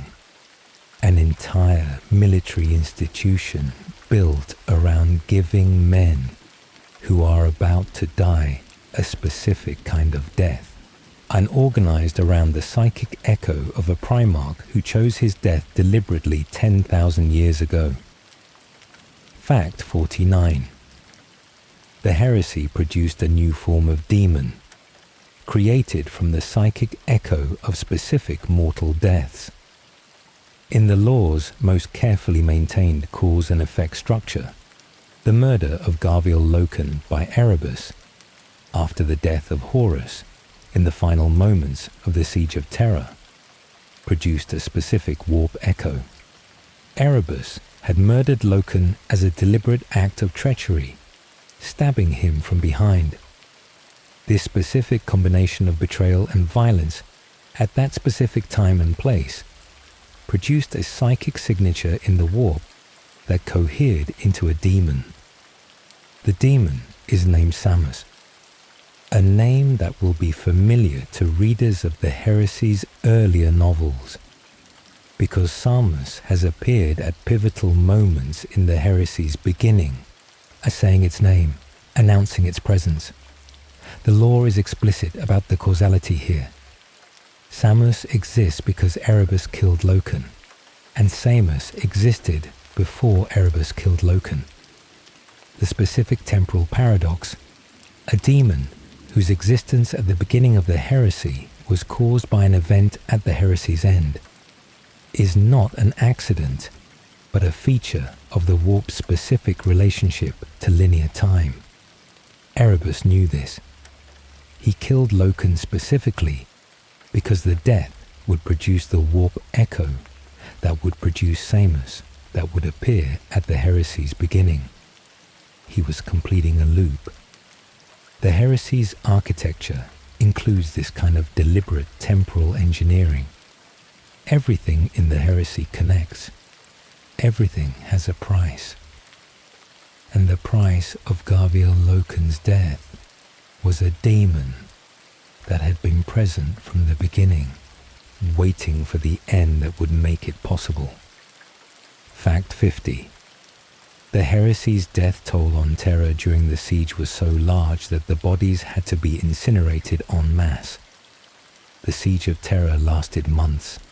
The forces involved: 9 traitor legions, armies of corrupted Imperial troops, Titan legions, demonic hosts, the defending forces of 3 Space Marine legions, and over 1 million Imperial army soldiers. Produced casualties in numbers that the city could not absorb through conventional means. The bodies of the fallen were incinerated in city-scale pyres that burned throughout the siege.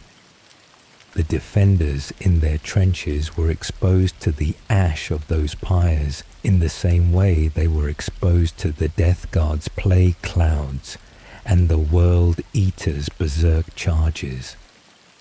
The specific atmosphere of the siege's final phase: burning ash, a plague mist, the specific smell of a city being consumed by forces it was not built to resist, is documented in the heresy novels with the specific detail that transforms event into experience. The siege's final toll was not tallied in individuals. The Imperium counted sectors, population units, world-class demographic losses. Individual deaths happened too quickly and in too large a number to be individually recorded. The specific quality of the heresy's cost, the way it exceeds individual comprehension and moves into the statistical, is part of what makes the Golden Throne's existence so meaningful. It is the specific cost of a war counted in the person who sits at its center, neither fully alive nor fully dead, for 10,000 years afterward. Fact 51. Ferrus Manus' hands are not buried with him, because his body was never recovered. Of all the Primarchs who died during the heresy, Ferrus Manus' death left the most specific absence. He was killed on Istvan Vert, his head taken by Fulgrim, the trophy that the Emperor's Children's Primarch presented to Horus after the drop site massacre. His body was not recovered. The Iron Hands who survived were in no position to retrieve it, and the subsequent decades of warfare across the galaxy did not produce an opportunity to return to Istvan Vert for the purpose. What the Iron Hands venerate are not relics of their Primarch, because there are none to venerate, but the absence itself.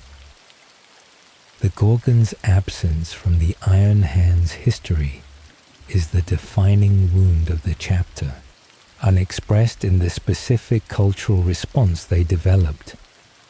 The progressive replacement of flesh with cybernetics, the philosophical rejection of emotional attachment, the specific hardness of a culture that processed its grief by deciding that the grief source was weakness rather than humanity.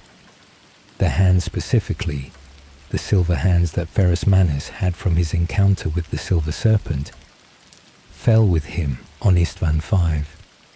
Whether they remained with his body, whether Fulgrim took them, whether they lie somewhere in the debris of a battlefield that became a dead world, the law does not confirm. Rogel Dawn's hands were recovered. They are venerated by the Imperial fists. Ferrus Manus's hands are not recovered. They are venerated by their absence. Fact 52. The lion's name in Calibanite means what it looks like it means. Lion El Johnson. The name the Dark Angel's Primarch was given on Caliban by the knight who found him in the forest. In Calibanite, the language of Caliban's feudal culture, the name translates as the lion, son of the forest. Not a metaphor, not a title given later when his qualities became apparent. A literal description of what he was when Luther found him. A lion-like creature living in the forest, who was then named for what he was. Unlike several other Primarchs, whose names were also descriptions, Corax's double raven name, Ferrus Manus's iron hands description, the lion's name was given by people who did not know what a Primarch was, who were simply naming the wild child they had found in terms that described him. He was fierce and golden-haired and lived in the forest. He was the lion, son of the forest. The name stuck. The Emperor kept it. The Dark Angels kept it.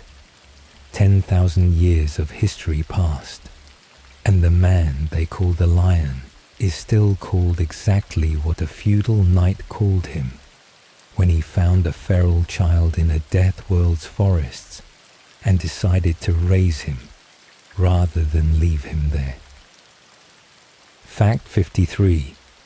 Horus considered Sanguinius his greatest threat and tried to have him killed before the siege.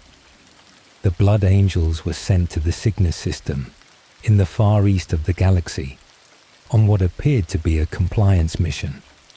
What it actually was: a trap, a demon-controlled system, organized specifically to destroy the Blood Angels and their Primarch before they could participate in the heresy's decisive events. The reasoning in the accounts that survive: Horus knew his brothers.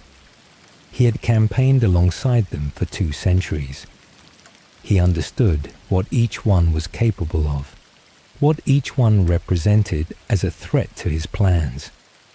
And Sanguinius, who combined the finest warrior instinct among the Primarchs with the specific quality of being loved, genuinely loved, not simply respected or feared, was the most dangerous.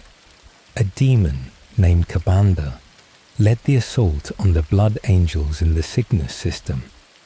The battle there was devastating, significant casualties, the first onset of what would become the Black Rage and the Red Thirst, as the Blood Angels were pushed beyond their limits. But Sanguinius defeated Kabanda directly, breaking the Bloodthirster's back with the hilt of his sword and casting it back to the warp. He brought his legion through. Kabanda returned during the siege of Terra, tasked by Khorne to kill 500 Blood Angels in front of Sanguinius to atone for his failure at Cygnus. He came close. Sanguinius defeated him again, for the second time, more thoroughly, then fought Angron, then went to the Vengeful Spirit. He had been fighting for days without rest by the time he reached Horus. Fact 54. Sanguinius's death was kept secret from the wider Imperium, and Ferrus Manus was venerated as the heresy's martyred hero instead. In the immediate aftermath of the siege of Terra, the Imperial authorities made a decision about how to present what had happened. Sanguinius was dead, the most beloved Primarch, the one whose specific quality of grace and nobility made him the figure that ordinary people could connect to most easily. Gone.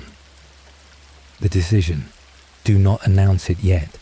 The Blood Angels, in the final stages of the siege, had exhibited behavior that alarmed the Imperial hierarchy, the specific first full onset of the Black Rage, the psychic shockwave of Sanguinius's death resonating through the gene seed, had produced combat behavior that was as disturbing to observe as it was militarily effective.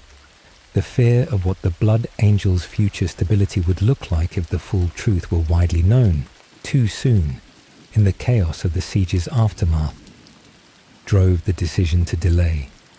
Instead, Ferrus Manus was elevated as the heresy's primary martyr. The Iron Hands Primarch who had died at Istvan V, whose death at Fulgrim's hands was unambiguous and documented, whose specific heroism in fighting at the front of the assault had been observed by thousands, was given the public grief that the Imperium needed somewhere to direct. It is not known when the Imperium learned the truth about Sanguinius. The transition from Ferrus Manus as primary martyr to Sanguinius as the most celebrated of the fallen Primarchs happened at some point in the centuries after the heresy. Temples devoted to Sanguinius now rise alongside those of the Emperor himself. His body rests on bale in a golden sarcophagus. Fact 55. The Golden Throne was not originally built for the purpose it now serves.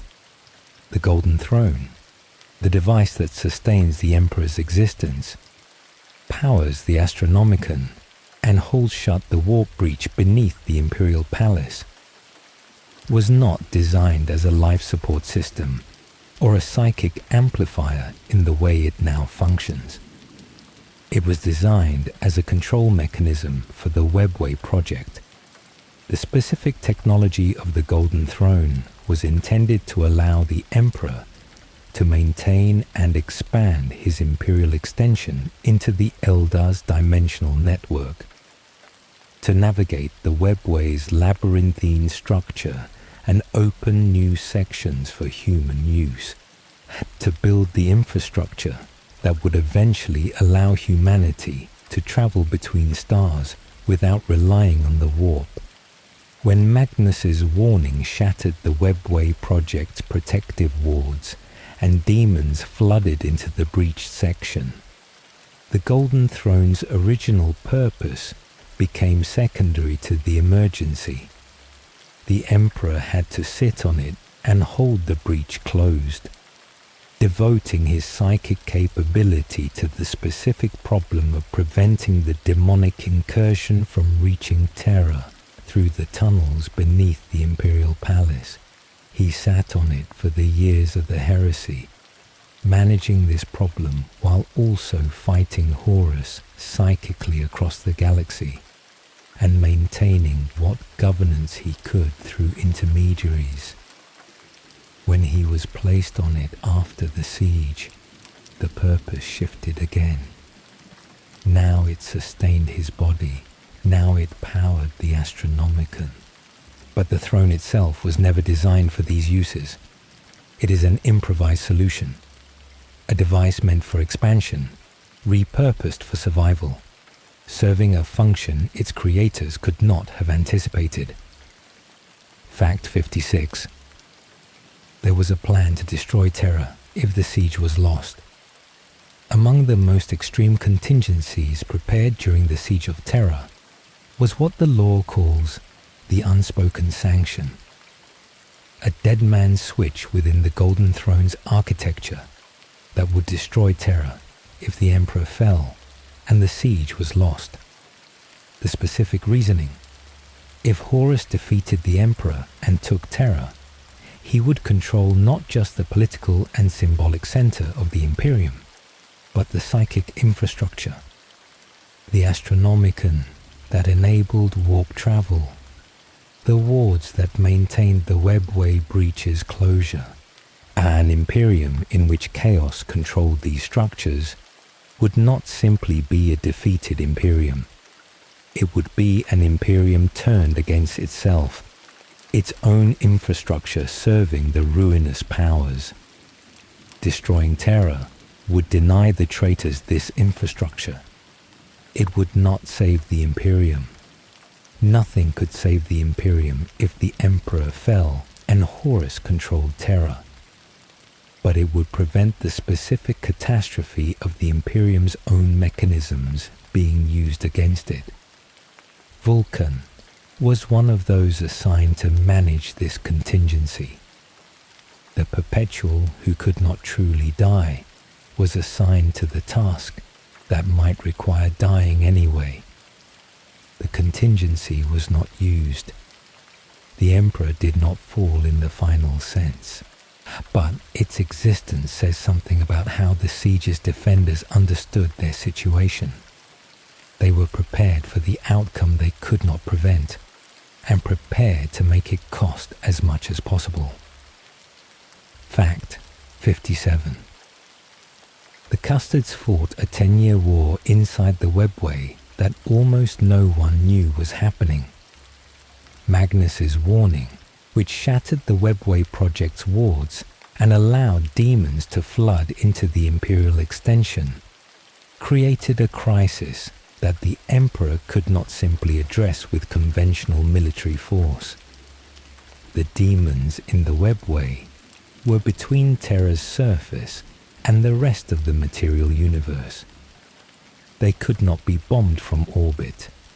They could not be flanked. The only way to prevent them from reaching Terra was to fight them directly, and in the confined tunnels of a dimensional network that conventional soldiers were not equipped to navigate. The Adeptus Custodes fought them. For 10 years, while the Great Crusade continued in the rest of the galaxy, while Horus was consolidating his power, while the heresy was building toward its open phase, the Emperor's personal guard were engaged in a sustained campaign inside the webway that the Imperium did not know was happening. They could not communicate what they were doing. The specific nature of the webway's isolation from the material universe meant that the people fighting inside it were cut off from everything outside it. They fought alone, in an environment that generated madness and dissolution in ordinary humans for years, because the alternative was demons emerging directly beneath the Imperial Palace. This is one of the heresy's most specific horrors. An entire war fought by extraordinary warriors in complete isolation for the protection of a world that did not know it needed protecting from that direction. Fact 58. Sanguinius snapped the back of a bloodthirster with the hilt of his sword, not the blade. In the final moments of the siege of Terra's most desperate phase, the defense of the Eternity Gate, the last barrier between the traitor horde and the Emperor's throne room, Kabanda returned. The bloodthirster Sanguinius had defeated at Cygnus Prime, back to kill 500 blood angels in front of him, as Khorne demanded in retribution for the earlier failure.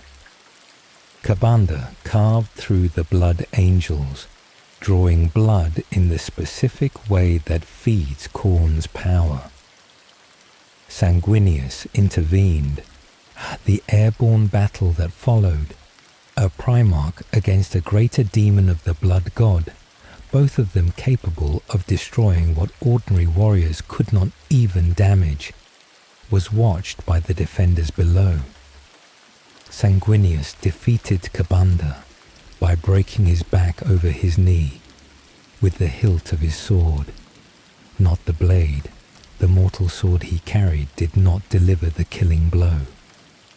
The specific visual of this detail, a Primarch physically strong enough to break a greater demon's spine with the non-blade end of a weapon he was holding, is one of the most extreme demonstrations of what a Primarch's physical capability actually represents. Kabanda was cast into the warp. immediately consumed by lesser demons who preyed on his weakness. The Eternity Gate was sealed at the specific contribution of this act to the siege's outcome, buying the time the defenders needed to close the gate. Was Sanguinius's last major military action before he went to the Vengeful Spirit. Fact 59. Horus sent Sanguinius to the Cygnus system specifically because he was afraid of him. This is an expansion of Fact 53, but the specific detail that makes it remarkable is the lore's explanation of why Horus feared Sanguinius above all his brothers. A demon named Kiris asked Horus directly, during the planning of the Cygnus trap, was the reason Horus wanted Sanguinius dead because he knew Sanguinius would never turn to chaos? Or was it because Horus knew that if Sanguinius did turn, if the most beloved and noble of the Primarchs gave himself to the Chaos Gods, he would find greater favor with them than Horus himself? And the question is not answered in the accounts. Horus does not confirm or deny.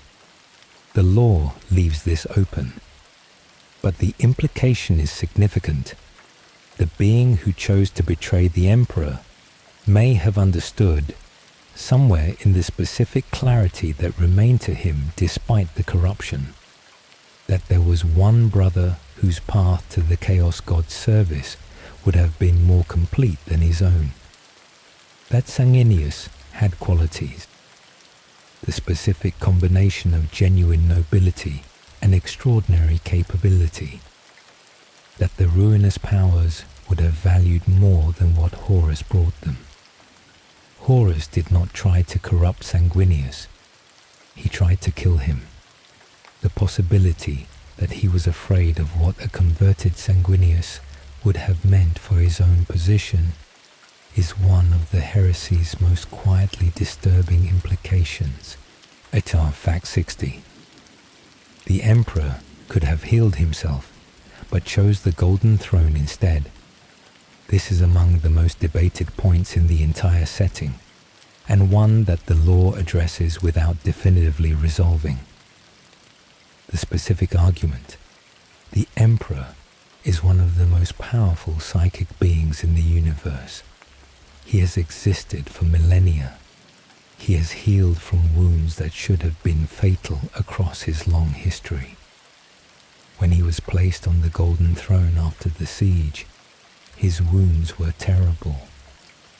But were they beyond his capacity to heal, given time and the specific resources of the most powerful being in human history? Some interpretations suggest they were not.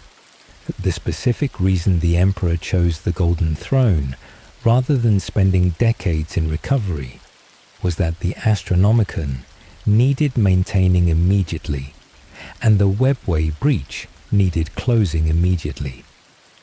There was no time for the alternative. The galaxy's survival required the Emperor to be on the throne that day, and so he got on the throne that day. Other interpretations suggest the wounds were genuinely mortal, and the Golden Throne is what is keeping a man alive who would otherwise have died on the bridge of the Vengeful Spirit. Or whether the Emperor's 10,000 years of apparent inaction is a choice, the deliberate sacrifice of his physical freedom for the maintenance of the Imperium's infrastructure, or a constraint, the simple fact of being too wounded to leave the machine that is keeping him alive, is the question the setting builds its entire tonal structure around. In the darkness of the 41st millennium, there is no clear answer. The Emperor sits, the question endures. Fact 61. The Mechanicum was split during the heresy, and the Dark Mechanicum's defection gave the traitors technologies the loyalists could not match. The Adeptus Mechanicum, the organization based on Mars that controlled much of the Imperium's advanced technology, and that maintained the machines of war and the knowledge of how to build them, was not unified in its response to the heresy. The fabricator general of Mars, Kelbor Hal, sided with Horus. The resulting civil war on Mars lasted the entire heresy and ended with the loyalist faction's forces scattered and the planet's most advanced technological knowledge in the hands of the Dark Mechanicum. What the Dark Mechanicum brought to Horus's forces, the specific technology that produced the demon engines, war machines bound with demonic entities, machines that were as much a manifestation of chaos power as a product of engineering. The warlord battle titans of Legio Mortis and other traitor titan legions, the Arch Mechanicus vessels that served as floating fortresses during the siege, the specific legacy, the technological regression that defines the Imperium of the 41st millennium, the inability to reproduce machines that were commonplace during the Great Crusade, the reliance on maintaining existing equipment rather than building new, begins here. The knowledge of how to build the highest level Great Crusade era technology was lost or corrupted during the Mars Civil War. The Dark Mechanicum took significant portions of it to the Eye of Terra. The Imperium fights with the tools its traitors left it. Fact 62. The Eternity Gate held because 70,000 defenders chose to die for it. In the final phase of the Siege of Terra, the traitor horde massed before the Eternity Gate, the last major barrier between the outer palace and the Emperor's throne room. What stood between the horde and the Emperor? Roughly 70,000 defenders assembled from the Blood Angels, Imperial Fists, White Scars, and Imperial army units, vastly outnumbered. Their walls partially breached elsewhere in the palace complex. Sanguinius gave those defenders a choice. Horus had offered clemency to anyone who fled before the final assault. The loyalists could leave. The Primarch said so explicitly, that anyone who chose to go would not be judged for it. Not one person left. Every one of the 70,000 defenders chose to stay. Whether this was courage or shame or simple loyalty to the angel who was asking them to stand, the accounts do not differentiate. The result was the same. The Eternity Gate was held long enough to be sealed from within, at the cost of most of the forces that held it. But the Chaos Gods then changed their approach, breaching the inner palace in other places, trying other routes to the throne room. The gate remained sealed. What those 70,000 defenders chose, in the specific moment when they had been explicitly offered the alternative, prevented the siege from ending in a way the Imperium could not have survived. Fact 63. Olanius Pius may have been a mortal soldier who stepped between the Emperor and Horus, and may have died for it. Of all the heresy's legendary moments, the tale of Olanius Pius is the most contested and the most emotionally significant. The basic version: a mortal soldier, aboard the Vengeful Spirit during the Emperor's assault, encountered Horus in the moment before the final confrontation, stood between Horus and the Emperor, died. The specific significance: a mortal man, with no divine power, no Primarch physiology, no Astartes enhancement, standing between the most powerful Chaos champion in history and the wounded Emperor, knowing he would die, standing anyway. Whether this actually happened as described is genuinely debated in the lore. The accounts vary. Some sources confirm it, some deny it. The perpetual storyline in the later Heresy novels complicates the specific question of who was on that bridge and what they could actually do. What the story is doing, regardless of its precise factual accuracy, it is making an argument about what the heresy ultimately cost and what the defense of the Imperium ultimately required. Not just Primarchs and divine beings and the Emperor's own extraordinary capability. The specific contribution of ordinary people who chose to stand anyway. The legend of Alanius Pius became one of the founding myths of the Imperial cult. The ordinary soldier who faced a god and refused to move.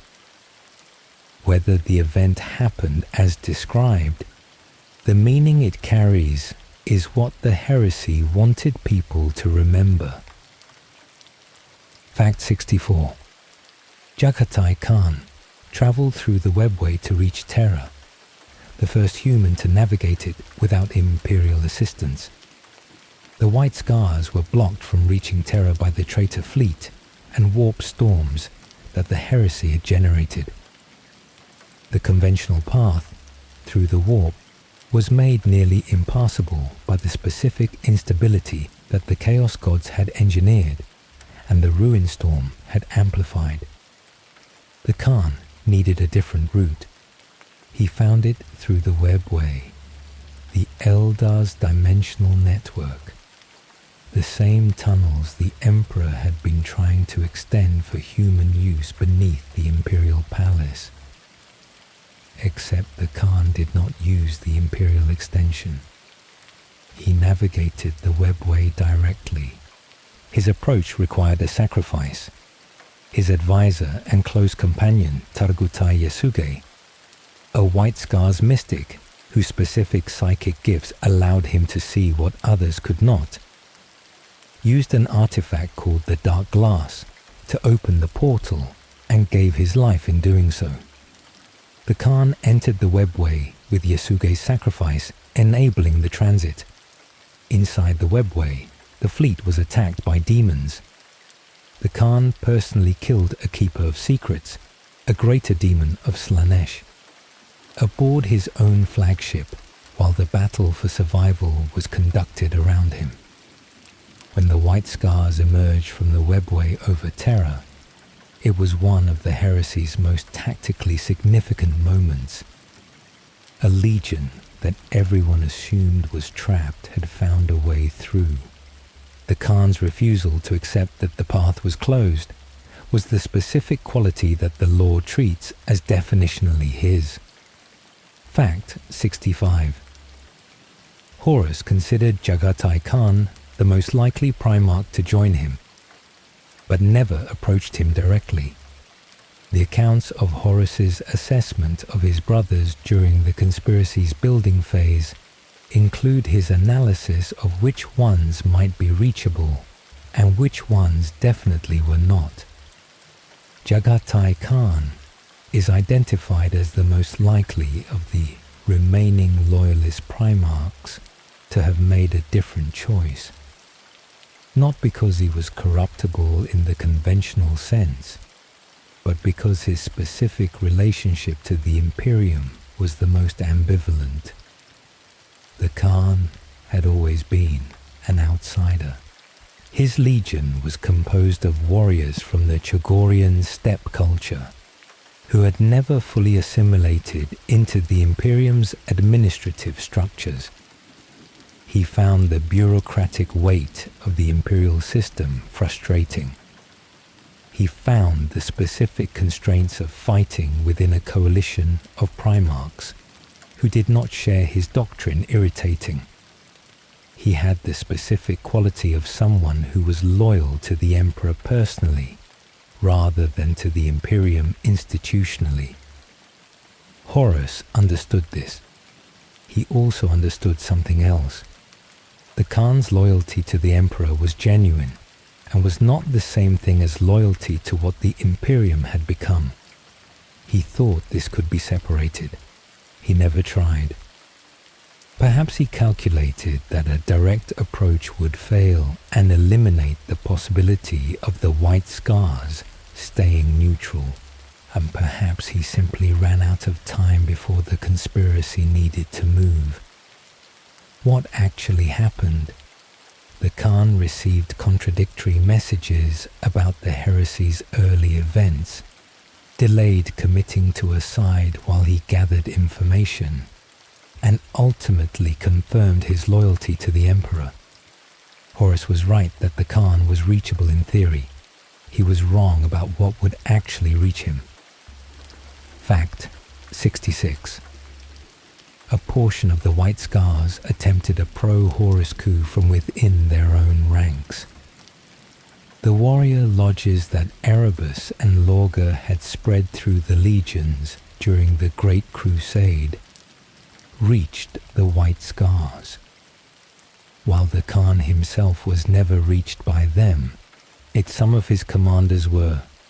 The specific combination of resentment at being overlooked within the Imperium structure and the secret brotherhood that the lodges provided was enough to turn a faction of the Legion against their Primarch.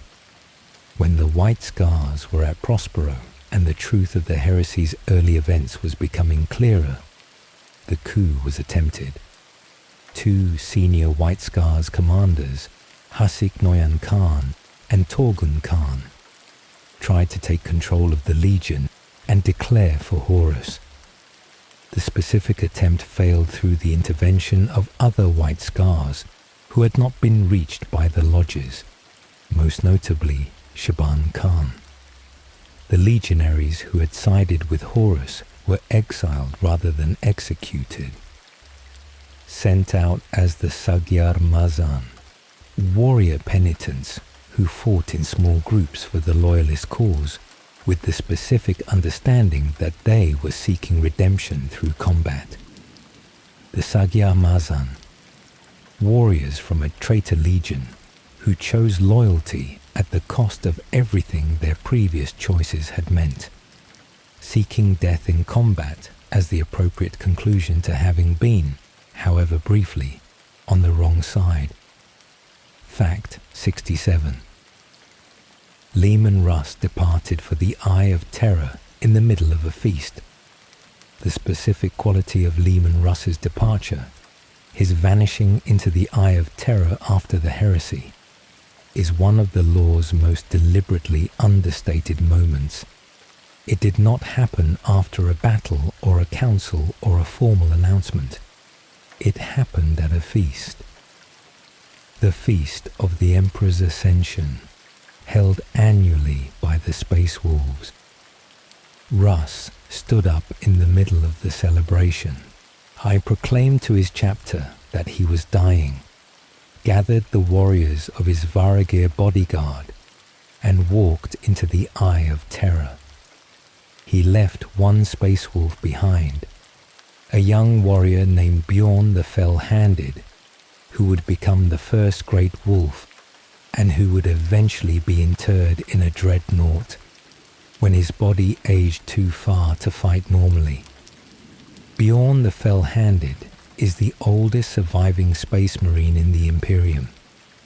He has been in the dreadnought for more than 10,000 years and is still occasionally awakened for battles of particular importance. Russ's last statement was a promise.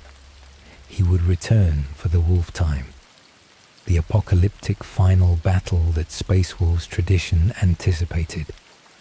He has not returned. The Space Wolves do not believe he is dead. They are running a 10,000-year vigil for a Primarch who left in the middle of a feast and has not come back to finish his drink. Fact 68. The Jaghatai Khan once insulted Fulgrim by commenting on what he did to his warriors, and it may be the best comeback in the heresy. During the Great Crusade, in one of the many interactions between Primarchs that the heresy novels document, Fulgrim attempted to patronize the Khan by commenting on the White Scars ships and implying that he did strange things to them. Jagatai Khan looked at him. He said, "I heard you do strange things to your warriors." This was, at the time, more accurate than anyone present realized. Fulgrim had already begun his descent into the specific perfectionism turned to horror that would eventually produce the Emperor's children's documented war crimes.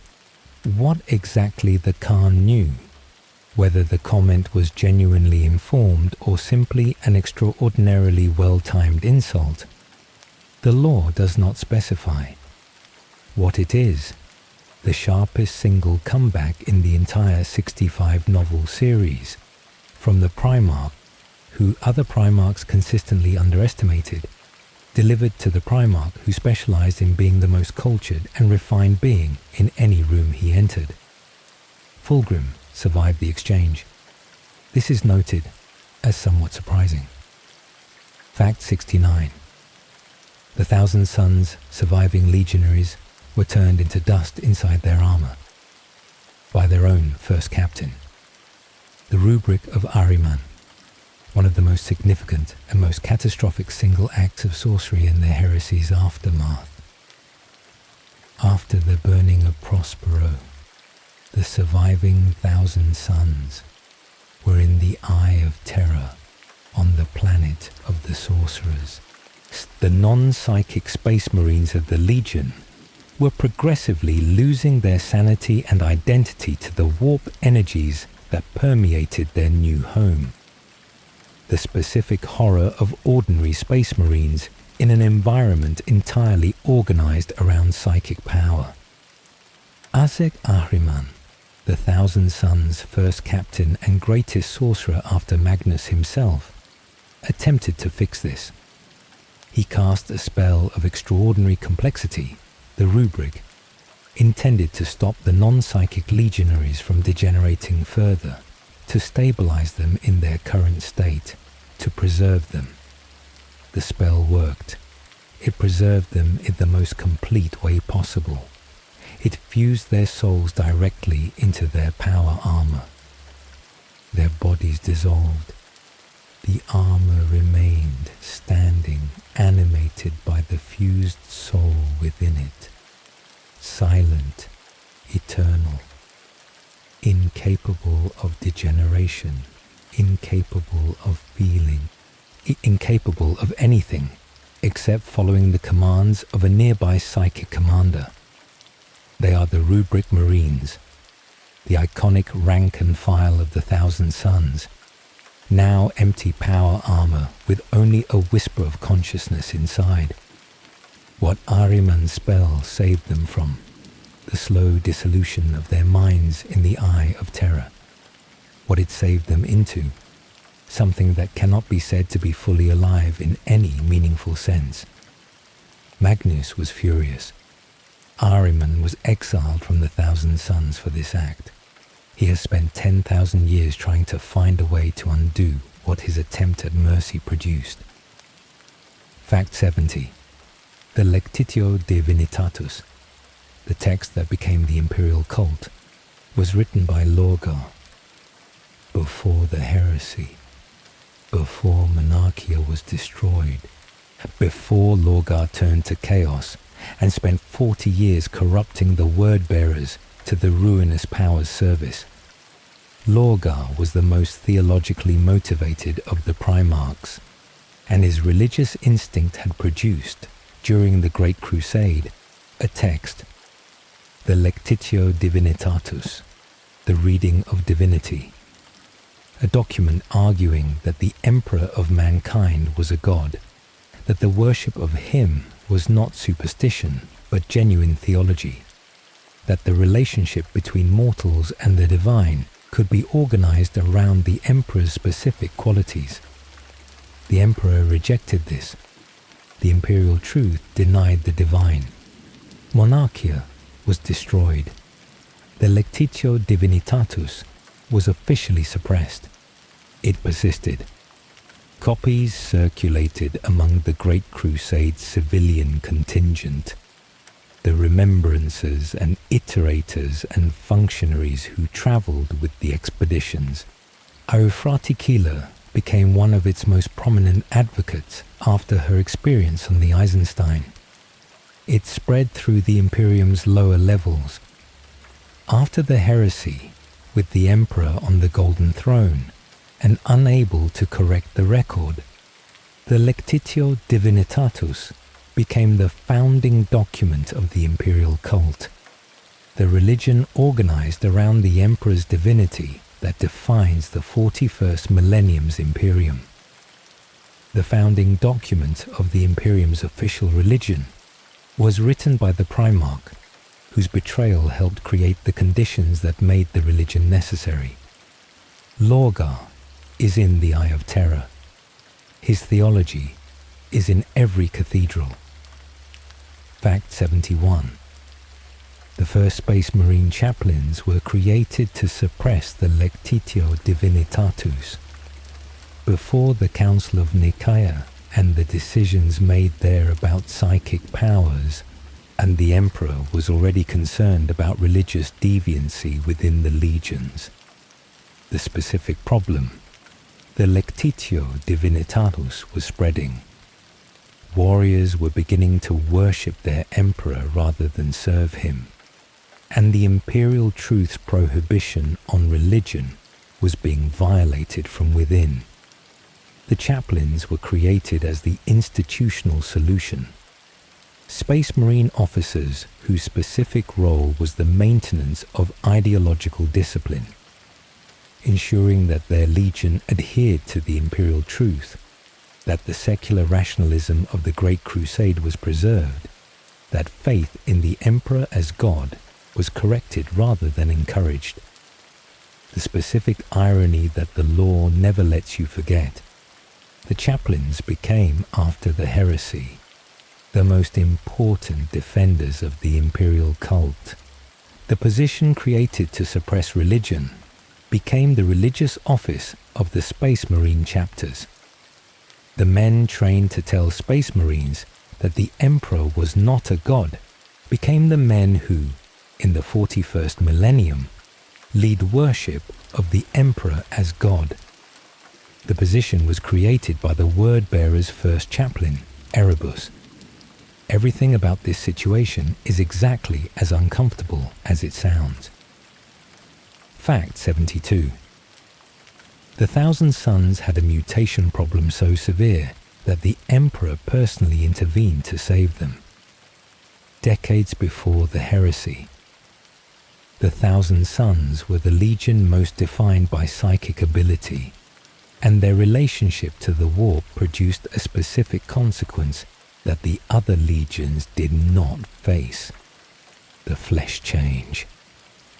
A mutation that consumed their Space Marines, causing their bodies to lose coherence, to transform into something that was not human and not stable, to dissolve into formless mutant shapes. At one point, the Legion was reduced so severely by the flesh change that it was nearly non-functional.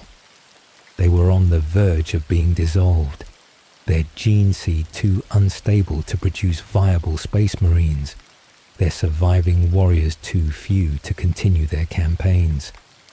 The Emperor intervened. He worked directly with Magnus and the Legion's sorcerers to stabilize the gene seed and stop the flesh change. This required the kind of personal attention from the Emperor that very few situations received, and it was done in secrecy. The other legions were not told about the extent of the problem or the nature of the solution. The solution involved something Magnus had bargained for in the warp, without fully understanding what he had bargained with. The flesh change stopped, the Legion recovered, and the debt that had been established in that bargain was part of what Tzeentch collected decades later, when the Thousand Sons ended up on the planet of the sorcerers. Fact 73. Sigismund, the Imperial Fist's first captain, defeated every traitor champion who stood against him during the siege of Terra. Sigismund is not a Primarch. He is not presented as a divine being or a being of supernatural capability. He is an extraordinarily gifted mortal space marine, the Imperial Fist's first captain, who was recognized even by the Emperor himself as potentially the finest swordsman among the Astartes.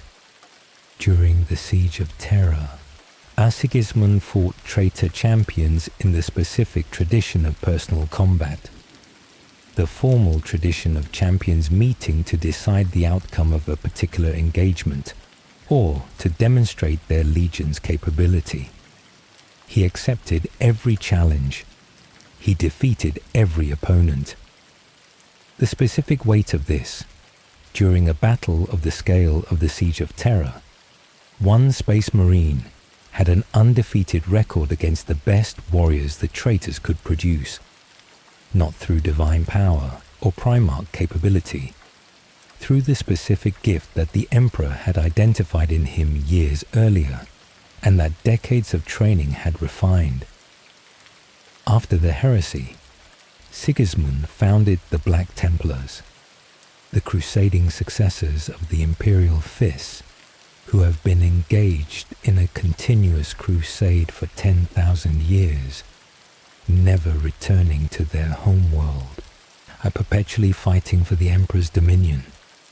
He ran the crusade himself for the first several centuries before eventually dying in battle.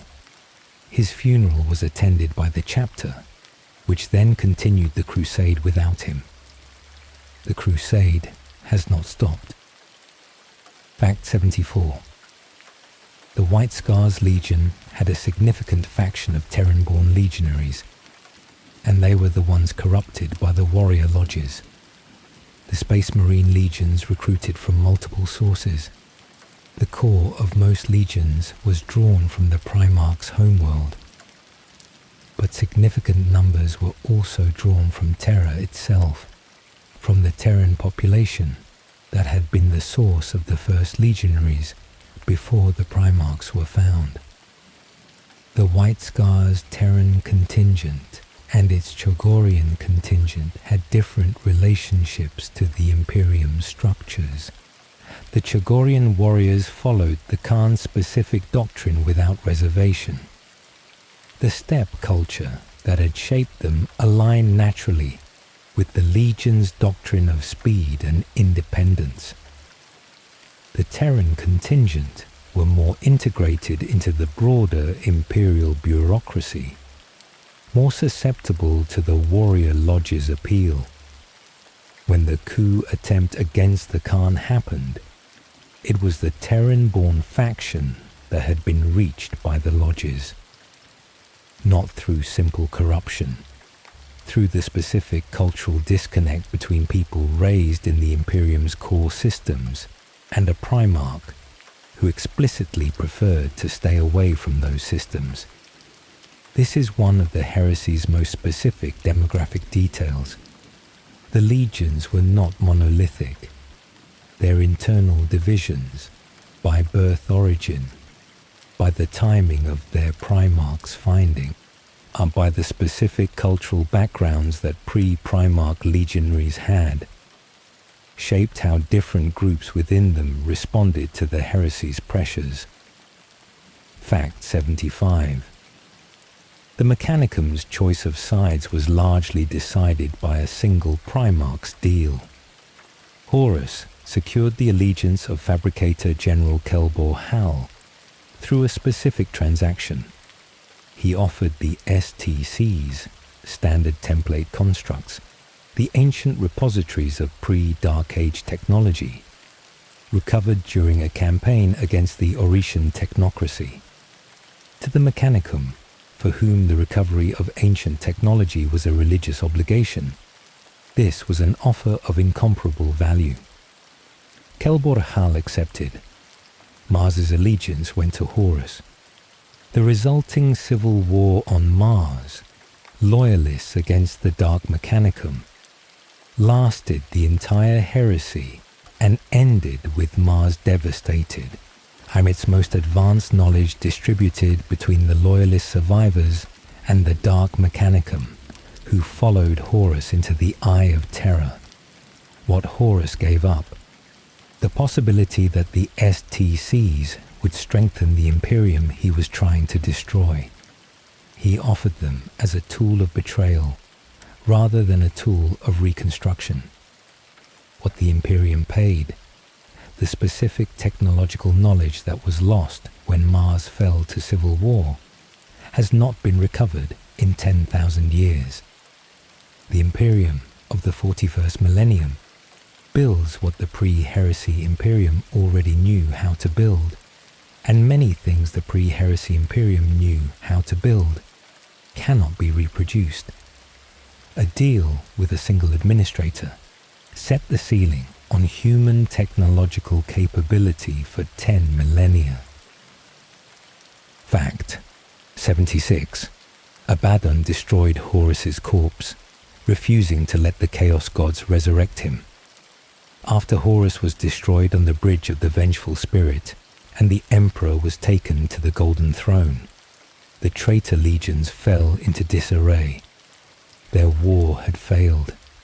The being they had organized everything around was gone, not merely dead, but annihilated in the specific way that the Emperor's final act had produced. Nothing remained in the warp to be gathered, but the body remained. The Chaos Gods, whose investment in Horus had been the largest in their history, were not entirely without options. A body still contains psychic residue. A body still carries the genetic material of a Primarch. What the Chaos Gods could have done with Horus's corpse is not fully specified, but the possibility of some form of resurrection or continuation was real enough that Abaddon acted. He destroyed it completely. Whatever the Chaos Gods might have been able to do with Horus's physical remains, Abaddon denied them this by ensuring that the remains ceased to exist in any usable form. This is Abaddon at the beginning of his career as the Black Legion's leader, acting against the Chaos Gods' potential interests, refusing to allow the heresy's architect to be resurrected into something that served the ruinous power's agenda rather than humanity's destruction. He was not simply a chaos pawn. He was someone who understood the gods' nature and made calculated decisions about when to align with their interests and when to prevent them from proceeding. Baby. Fact 77. Guilliman ran the post-heresy Imperium for years, then went into stasis for 10,000 years after being poisoned by Fulgrim. After the heresy, with the Emperor on the Golden Throne and unable to govern, Robert Guilliman assumed the title of Lord Commander of the Imperium, the most powerful administrative position in human civilization. He introduced the reforms that defined the subsequent 10,000 years, the Codex Astartes, the reorganization of the Space Marine legions into chapters, the restructuring of Imperial governance into the form it still holds in the 41st millennium. Then Fulgrim found him. The Emperor's children, Primarch, now a demon prince of Slanesh, confronted Guilliman. The battle that followed ended with Fulgrim's blade, poisoned with a demon's venom, reaching Guilliman. The wound did not kill him immediately. It produced a slow decline, a progressive failure of the Primarch's extraordinary physiology against something it had no defense against. Guilliman was placed in a stasis field to halt the decline. He remained there, neither fully alive nor fully dead, preserved in the moment before the wound would have killed him, for 10,000 years. He was returned to full health in the 41st millennium by the Eldar's intervention. The specific combination of circumstances that brought him back is one of the most significant plot events in current Warhammer 40,000 canon. He now serves as Lord Commander of the Imperium again, in the same role he held immediately after the heresy, having missed the 10,000 years that occurred in between. His reaction to what the Imperium had become in his absence, the theocracy, the stagnation, the specific betrayal of everything he had built, is one of the most emotionally complex things in the current setting. Fact 78. The Great Scouring killed more people than the heresy itself. The Horus Heresy, 2.3 trillion dead. The Great Scouring, the campaign to drive the traitor legions and their forces out of Imperial space and into the Eye of Terra, added another 4.6 trillion. The Scouring was not simply a mopping up operation. The traitor legions did not simply retreat. They contested every world. Their occupied territories had to be retaken through campaigns that were, individually, as brutal as anything the heresy had produced. The systems that had sided with Horus, many of them coerced, and many of them genuinely committed, had to be reconquered or pacified. The Istvan system, where the heresy's opening moves had been made, was sterilized. The homeworlds of the traitor legions were destroyed. The specific brutality of the Scouring was the Imperium's collective expression of what the heresy had cost. Not simply military reoccupation, but the specific determination to remove every trace of what had happened, to purge the record, to ensure that what had been done could not be repeated from the same locations. The Scouring produced the 41st millennium's Imperium as much as the heresy did, the rage that shaped the post-heresy human civilization, the specific quality of an institution that had survived the worst possible betrayal and responded by building walls higher and trusting less, was forged in these campaigns as much as in the siege itself. Fact 79. Rogel Dawn wept when he carried the Emperor to the Golden Throne. Of all the specific images in the Siege of Terra's immediate aftermath, the most emotionally significant in the lore is this: the Primarch of the Imperial Fists, the Builder, the man defined by his refusal to express or acknowledge vulnerability, the Praetorian of Terra, who had spent years fortifying a palace and then watched it be breached, carrying his father's dying body through the halls of that palace to the throne room. He wept. Rogel Dawn is not a character defined by grief in the way that Sanguinius was, or in the way that Corax's departure expressed it. He is defined by stubbornness and capability, and the specific quality of continuing when the situation requires continuation. He had been the Emperor's wall for the entire heresy. He had watched his father walk into the trap and been unable to stop it. The specific weight of a being who spent his entire existence building defenses, watching the thing he was defending be wounded despite every defense he had built, and then being the one who carried the wounded body. The lore handles this moment with the specific restraint that makes it more devastating than more elaborate treatment would have. He wept once. He continued. He carried the Emperor to the throne. He outlasted the heresy. He ruled, alongside Guilliman, for years afterward. He eventually boarded a Chaos vessel during one of the later campaigns and did not come back from it. Only his hand was recovered. Fact 80. The traitor Primarchs became demon princes. but most of them effectively withdrew from the galaxy. After the scouring drove the traitor legions into the Eye of Terra, the Primarchs, who had ascended to demon princehood, had the power to return to the material universe and lead continued attacks on the Imperium. Most of them did not. Magnus retreated into the planet of the sorcerers and consumed himself with sorceress research, leaving his sons to operate with decreasing organization. Perturabo withdrew into an iron fortress within the Eye and devoted himself to the specific engineering projects that his existence as a demon prince enabled. Lorgar entered a meditative isolation that has lasted 10,000 years, during which he has not been observed acting at all in the material universe. Mortarion withdrew to a demon world that has become a plague-ridden reflection of everything he despised about his life, ruling it with the specific bitterness of a being who achieved what he wanted and found it worse than what he had before. The traitor legions, without their Primarchs actively leading them, fragmented into war bands.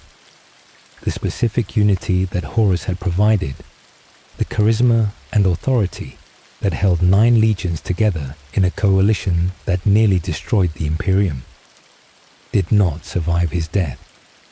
What replaced it was 10,000 years of internal war and periodic black crusades, with Abaddon as the closest thing to a unified leader that the Eye of Terra's population ever produced. The Primarchs, who could have returned and led further wars, mostly chose not to. Whether this was the specific effects of the Eye of Terra on divine beings, or a form of defeat processing that manifested as withdrawal, or something the lore simply does not explain. The galaxy of the 41st millennium is one in which most of the traitor Primarchs are present, but inactive. Fact 81. Abaddon launched 13 Black Crusades over 10,000 years, and the first one may have killed Rogel Dawn, and the Black Crusades are Abaddon the Despoiler's periodic incursions from the Eye of Terra into Imperial space, the specific pattern by which the Heresy's legacy continued to damage the Imperium across millennia, rather than ending at the scouring. The first Black Crusade, in M31, less than a century after the scouring's conclusion, Abaddon led the first assault, a Chaos war fleet vastly outnumbering the Imperial forces that could be assembled to meet it. A campaign that, in some accounts, ended with the destruction of a vessel called the Sword of Sacrilege in circumstances where every person aboard died. Rogel Dawn was aboard. He had led a company of Imperial fists in boarding the vessel. What happened inside is not documented in any surviving account. When the fighting was over, the Sword of Sacrilege was destroyed.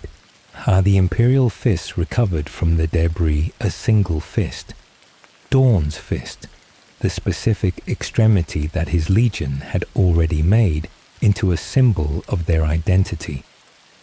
Whether Dawn died on the Sword of Sacrilege, or whether his fate is something the lore deliberately does not close, is a question that the setting has maintained as ambiguous for decades.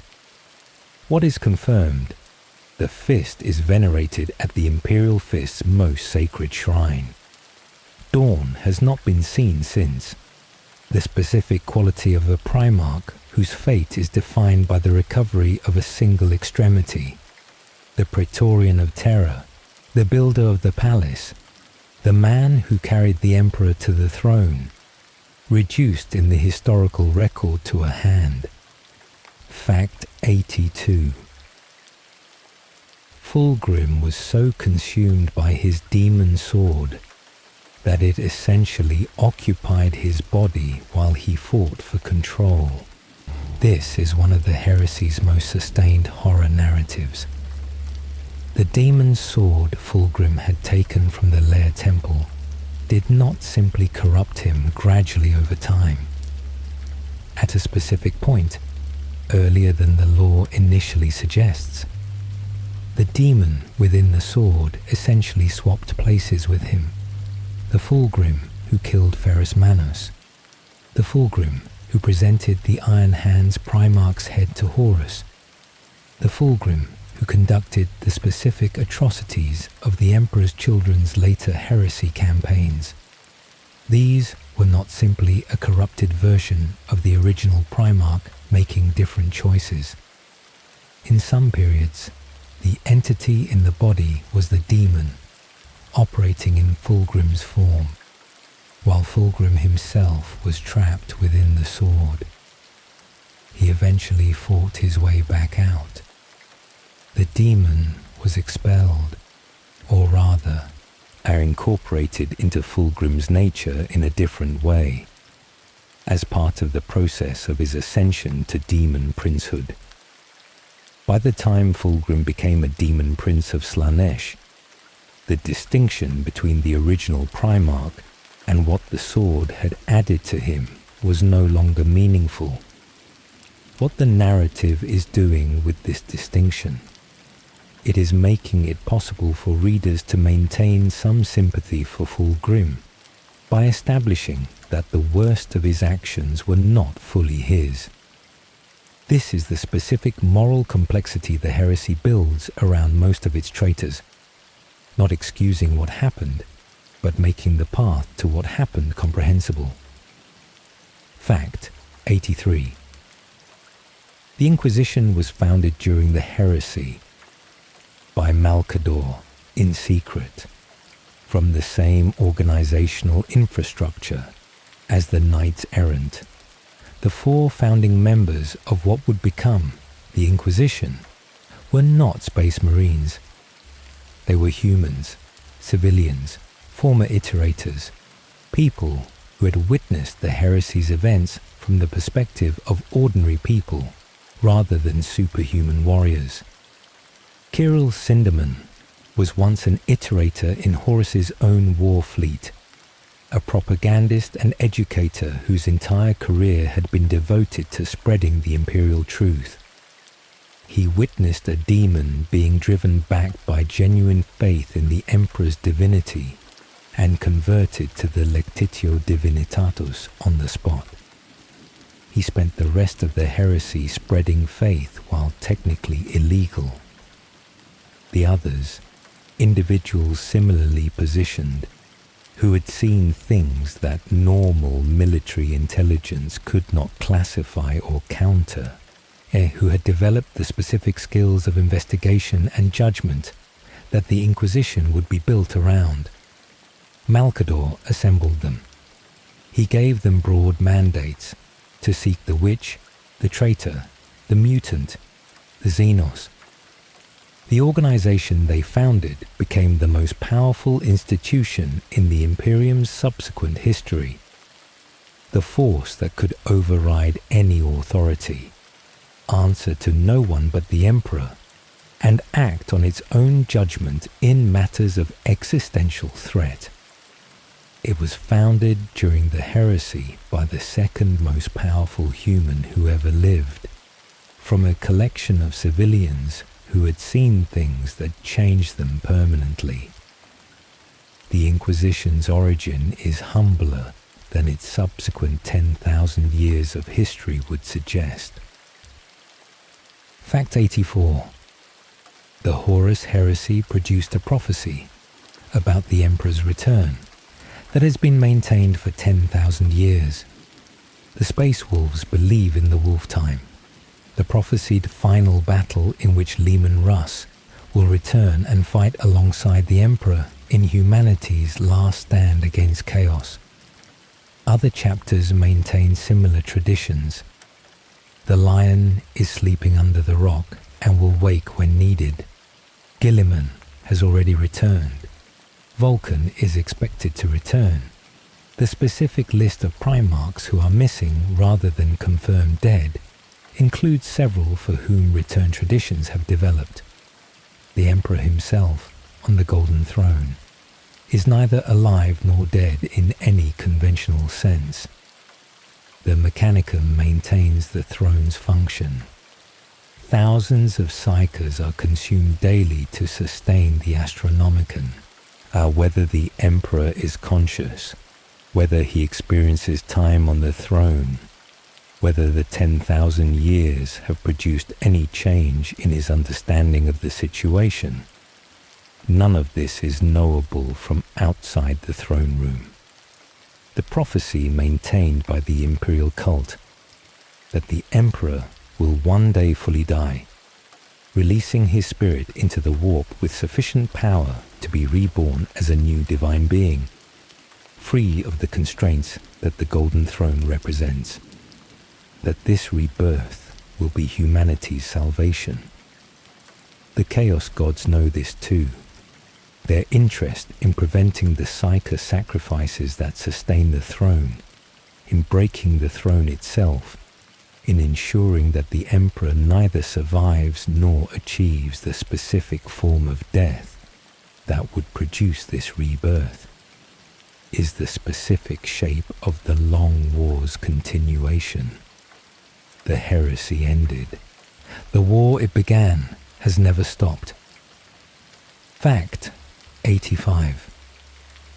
The Emperor's final message to Dawn, whispered in the aftermath of the siege, was simply to take him to the throne. In the accounts of what happened after the Emperor's confrontation with Horus, after Horus was destroyed and Dawn reached the bridge, the Emperor's condition was beyond anything that Imperial medicine could address. He had spent everything. The body that had sustained itself for millennia was failing in ways that millennia of experience could not prepare it for. Dawn carried him.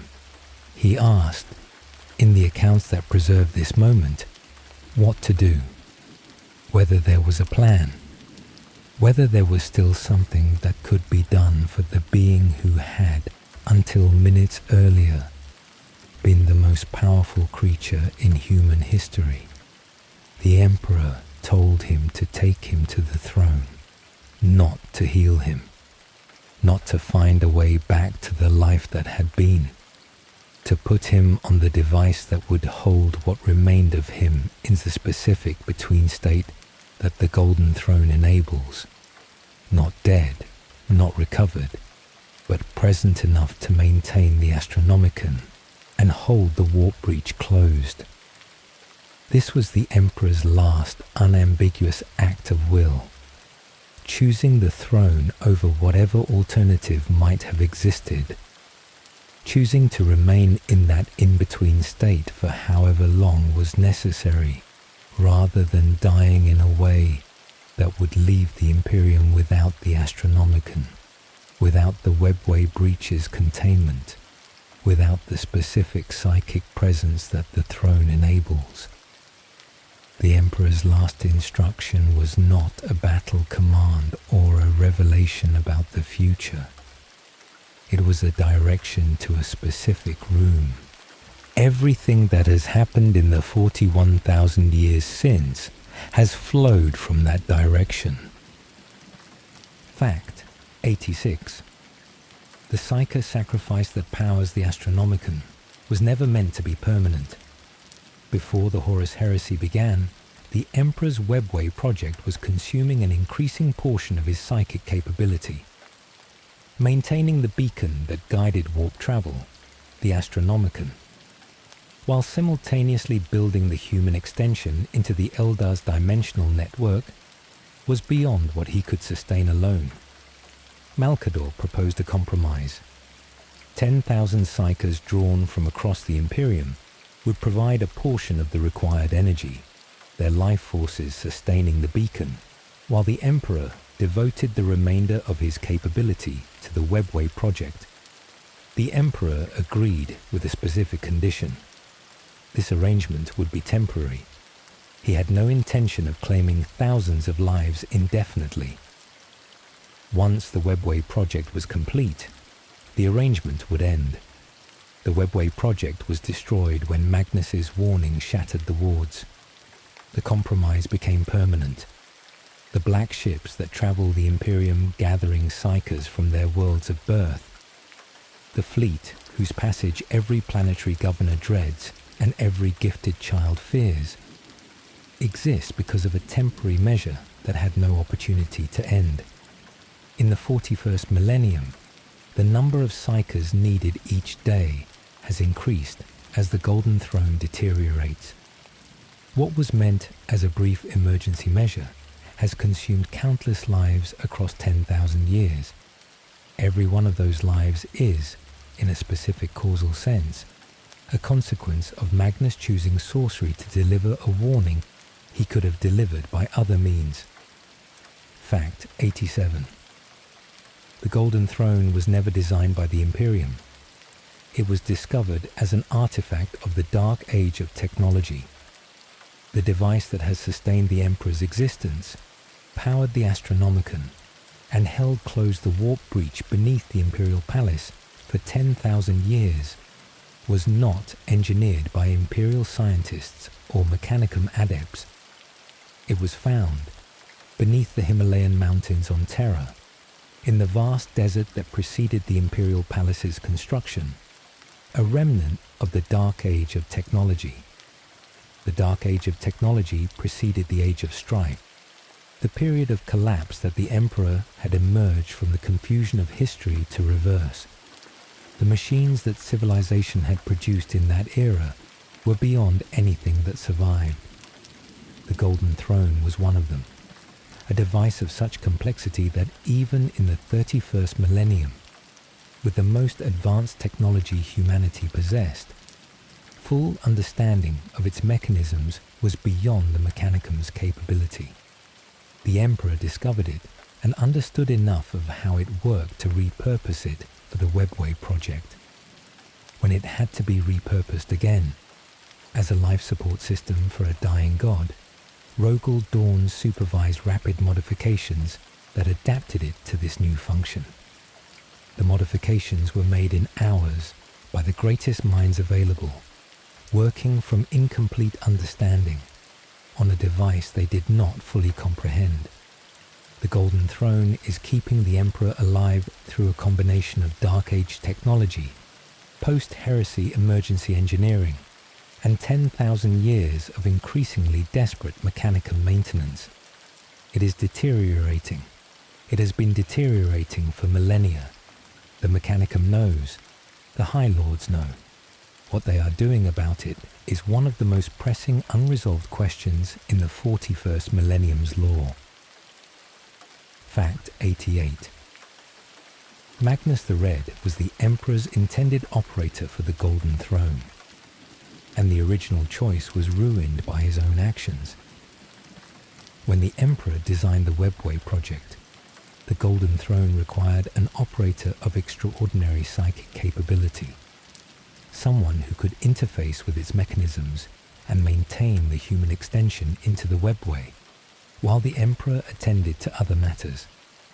The Emperor's original choice for this role, Magnus the Red. Magnus was the most powerful psychic among the Primarchs. His capabilities were the closest to the Emperor's own of any of his sons. He was the one who had been trusted with the truth about the Chaos Gods. He was, in the specific sense of pure psychic potential, the right choice. Magnus's sorcerous message to the Emperor, the warning about Horus's betrayal, delivered through a psychic working that shattered the Webway's wards and forced the Emperor to sit on the throne himself, destroyed the arrangement it was meant to preserve. The Primarch, who was supposed to operate the device that would have freed the Emperor from it, instead forced the Emperor onto it permanently. The specific completeness of this irony, Magnus's most loyal act, warning his father about the worst betrayal in history, was what destroyed the plan that would have protected the Emperor from the consequences of that betrayal. And his subsequent fall to Tzinch removed him from any possibility of fulfilling the role he had been prepared for. Fact 89. The Chaos God's partial victory was not the heresy itself. It was what the Imperium became afterward. The Chaos Gods had multiple objectives in the Horus Heresy. Destroying the Emperor was the primary goal, eliminating the one being whose existence and continued effort represented the greatest threat to their power. This they did not achieve. The Emperor survived in his specific between state on the Golden Throne. But the Cabal's prophecy, the one that Alpharius and Omegon took seriously enough to fight for, described a secondary outcome that the Chaos Gods understood as a partial victory. If the Emperor survived, but the Imperium became a theocratic, stagnating, repressive civilization that fed the ruinous powers through the specific psychic weight of billions of people living in fear and grief and fatalism, the gods had achieved something useful, even without destroying their greatest enemy. The 41st Millennium Imperium, a theocracy, stagnant technologically, repressive of individual will, organized around fear, of chaos, of heresy, of aliens, of mutation, of the future. These are exactly the qualities that feed the Chaos Gods best. The Imperium of mankind, 10,000 years after the heresy, is organized in ways that serve chaos more effectively than any alternative the Emperor had planned to build. The heresy did not destroy the Emperor's project. It corrupted it into something that works against its original purpose. The Chaos Gods won something at the Siege of Terra. They won the next 10,000 years of human civilization. Fact 90. Horus's visions of the future showed him the 41st millennium accurately, and used that accurate vision to corrupt him. The Chaos Gods showed Horus a future in which the Emperor was worshipped as a god and Horus and the Primarchs were forgotten. A future of theocracy and stagnation and the specific grinding misery of the Imperium that the settings players inhabit. What they showed him was true. The 41st Millennium Imperium is exactly what the visions depicted. The Emperor is worshipped. The Primarchs are legends rather than living presences. The specific quality of an Imperium that has forgotten its founding values and replaced them with fear-based theology is the accurate description of what the Imperium became.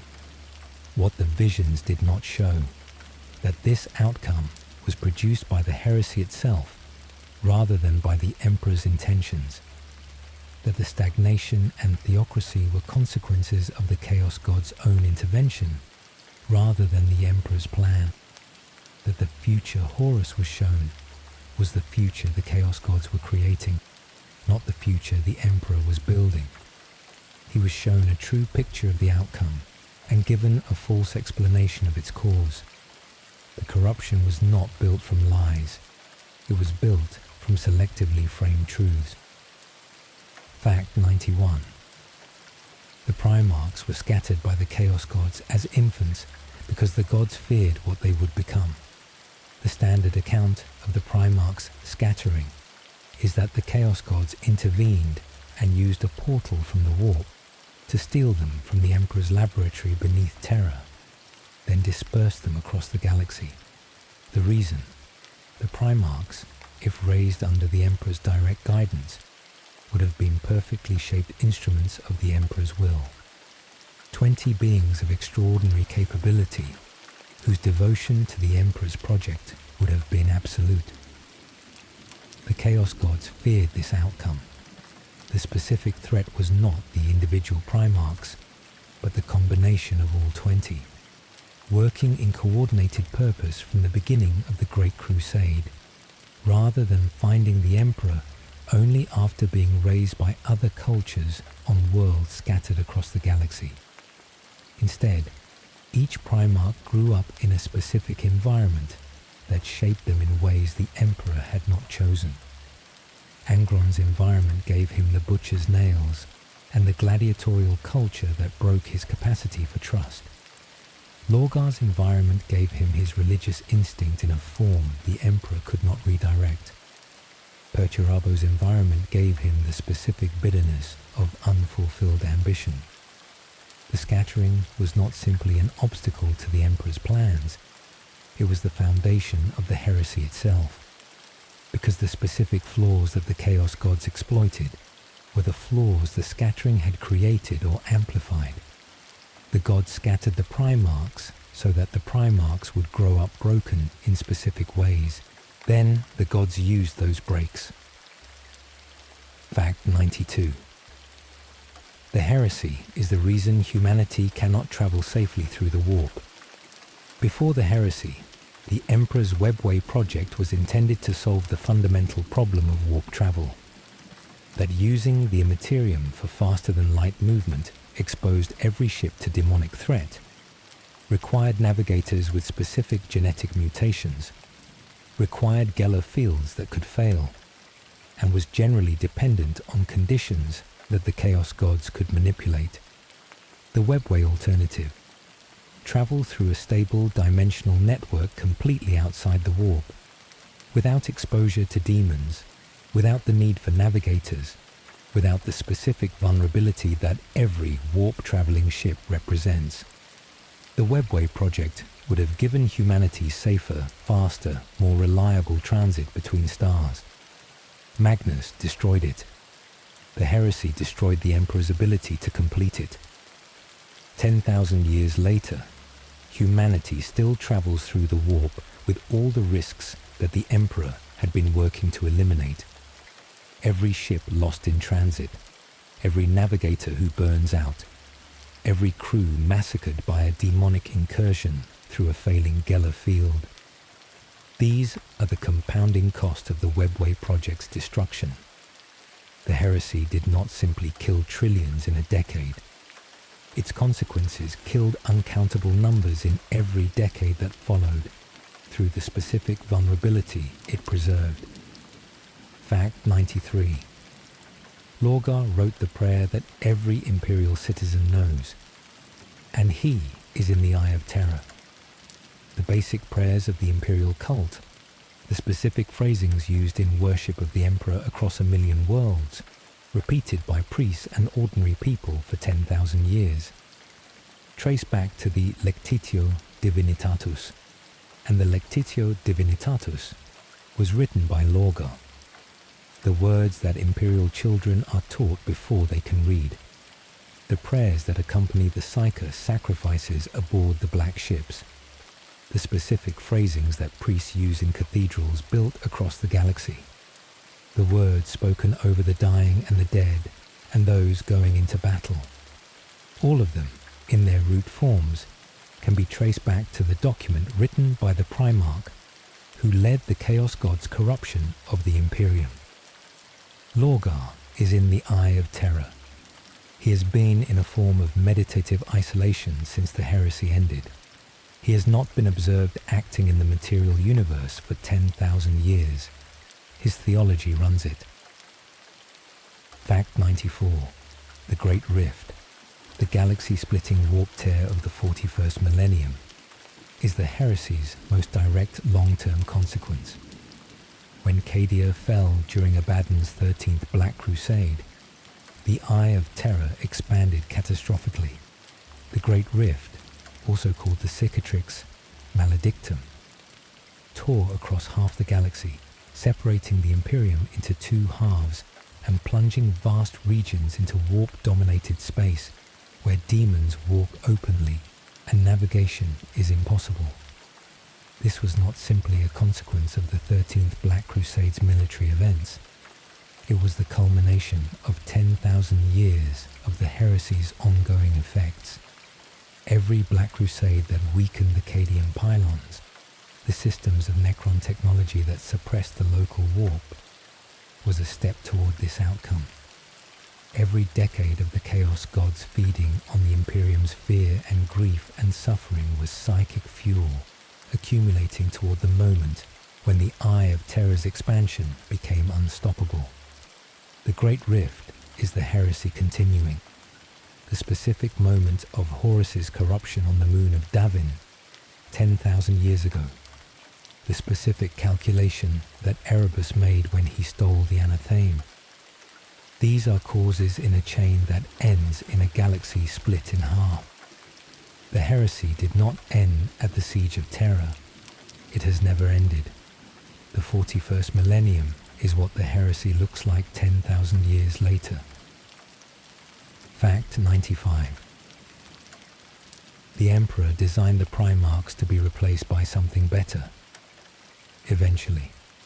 This is the darkest of the implications that the heresy's law draws about the Emperor's long-term plans. The Council of Terra, the civilian administrative body that was meant to govern the Imperium in the Emperor's absence, was not simply a practical governance measure. It was a deliberate step toward a future in which the Imperium was governed by humanity in the broadest sense, rather than by a genetically engineered ruling caste. The Emperor wanted regular humans to learn to govern themselves again. The Primarchs and their Space Marine legions were the instrument of the Great Crusade. They were not meant to be the permanent governing structure of the Imperium. The transition to civilian governance was the beginning of a process whose ultimate end the Primarchs were not meant to participate in as rulers. The heresy, which the Chaos Gods arranged precisely to prevent this transition, was also a response to the Primarchs' perception of being sidelined, of being told that the thing they had built was not going to be theirs to govern. The Primarchs were right that the Emperor was planning to move beyond them. The Chaos Gods were right that this was what was happening. The specific corruption was turning a factual perception into a motivation for betrayal, rather than a motivation for acceptance. Fact 96. The entire Horus Heresy was a response to a threat the Chaos Gods had foreseen millennia earlier. The Emperor's project, the Great Crusade, the Webway, the specific combination of reunited humanity, Webway travel, and the removal of warp dependence, would, if completed, have produced a humanity that the Chaos Gods could not easily reach. Not immune to chaos. The ruinous power's relationship to humanity is too fundamental for immunity, but significantly less vulnerable. The Webway would have removed the specific exposure that warp travel represents. The unified Imperium would have provided the stability that prevents the specific fears and griefs and conflicts that feed the gods best. The Chaos Gods did not simply take advantage of a convenient opportunity when they found Lorgar's religious instincts and Erebus's manipulation. They had been building toward this intervention for decades, perhaps longer. The specific timing of the heresy, occurring when the Great Crusade was reaching its conclusion, when the Webway project was approaching completion, was not accidental. The heresy was the Chaos Gods' response to a future they had foreseen and determined to prevent. They won enough of it to establish the conditions of the 41st millennium.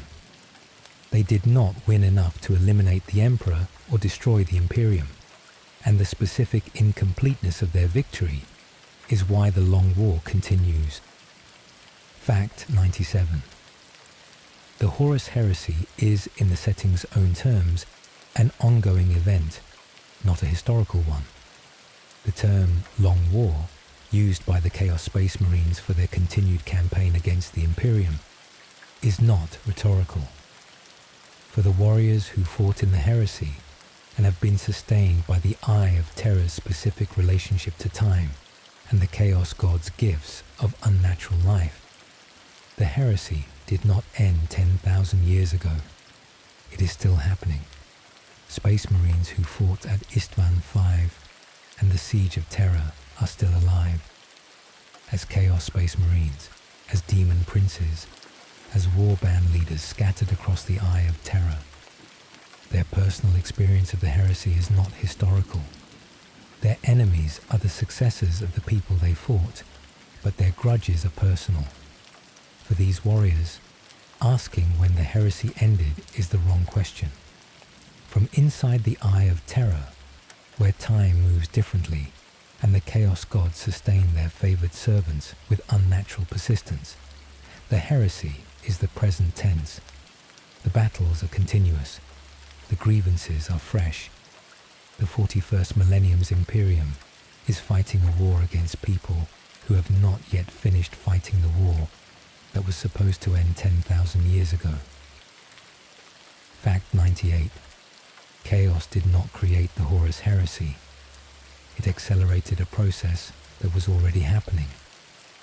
This is the most honest and most uncomfortable fact about the heresy. The corruption of Horus used real grievances. The resentment that the Primarchs felt when the Emperor withdrew to Terra without explanation. Real. The frustration that beings who had sacrificed everything to build the Imperium were being told to cede authority to civilian administrators. Real. The specific bitterness of Perturabo being given the hardest assignments without adequate recognition. Real. The Chaos Gods did not manufacture these feelings. They found feelings that were already present, justified in part by real events, and amplified them past the point where the person who held them could manage their own response. This is the heresy's most specific horror. It was not a fairy tale where goodness was innocent and evil was external. The betrayal grew from genuine wounds. The corruption used genuine grievances. The 10 million deaths on Istvan III were produced in part by things that were unfair and real. The Chaos Gods are not capable of corrupting someone who has nothing to corrupt. They are very good at finding what is already there and making it into something it was never meant to be. Fact 99. The Imperium of the 41st Millennium is the exact outcome the Emperor worked his entire life to prevent. The Imperial truth was secular and rational. The Webway project was intended to reduce warp dependence. The Council of Terra was intended to establish civilian self-governance. The Codex Astartes, which Guilliman created in the heresy's aftermath, was intended to prevent any one commander from controlling enough force to repeat what Horus had done. The 41st Millennium Imperium, theocratic, warp-dependent, governed by an unelected council of administrators who derive their authority from the Golden Throne's occupant who cannot speak. The Codex is maintained, but the Space Marine chapters have evolved in ways their creator could not have fully anticipated. The Emperor is on the Golden Throne. If he is conscious, he can see what the Imperium has become. Whether he knew that this was a possible outcome when he made the decision to take the throne, whether he calculated that the Imperium he was preserving would be the Imperium he had tried to build, is one of the questions around which the entire setting's moral weight is organized. The Emperor protects. That is what his people say. They are right that he is still present. They are wrong about almost everything else he had in mind. Fact 100. The Horus Heresy is a story about what happens when people who love something destroy it. This is the final fact, not a lore detail. A statement about what the 65 novels, the hundreds of short stories, the decades of accumulated background are collectively doing. Horus loved the Emperor. The lore is consistent on this. The corruption was successful because there was genuine love to work with, genuine loyalty to invert, genuine care for the Imperium's future to turn toward the Imperium's destruction. If Horus had simply been ambitious and cold, the Chaos God's tools would have found no purchase. Lorga loved the idea of the Emperor so much that he spent decades building temples in his name and then found the Emperor unwilling to be what he needed him to be. Fulgrim loved perfection so completely that the pursuit of it became indistinguishable from self-destruction. Perturabo loved the recognition that never came. Magnus loved knowledge past the point where loving it was safe. These are not the villains of a story in which the heroes were simply good. They are the other side of the same qualities that made the loyal Primarchs admirable. Sanguinius's love for his sons was the same quality as the black rage his death installed in them forever. Dawn's love for the Emperor expressed itself in the walls that could not hold. Corax's love for his legion expressed itself in the experiments that produced monsters. The Horus Heresy is a tragedy in the specific sense that the destruction it produced grew from the same root as the things worth preserving. It is a story about how catastrophically things can go wrong when the people who love something most are also the people least able to hold it without breaking it. The Emperor sits on the throne. The Primarchs are gone or returning. The legions are chapters now.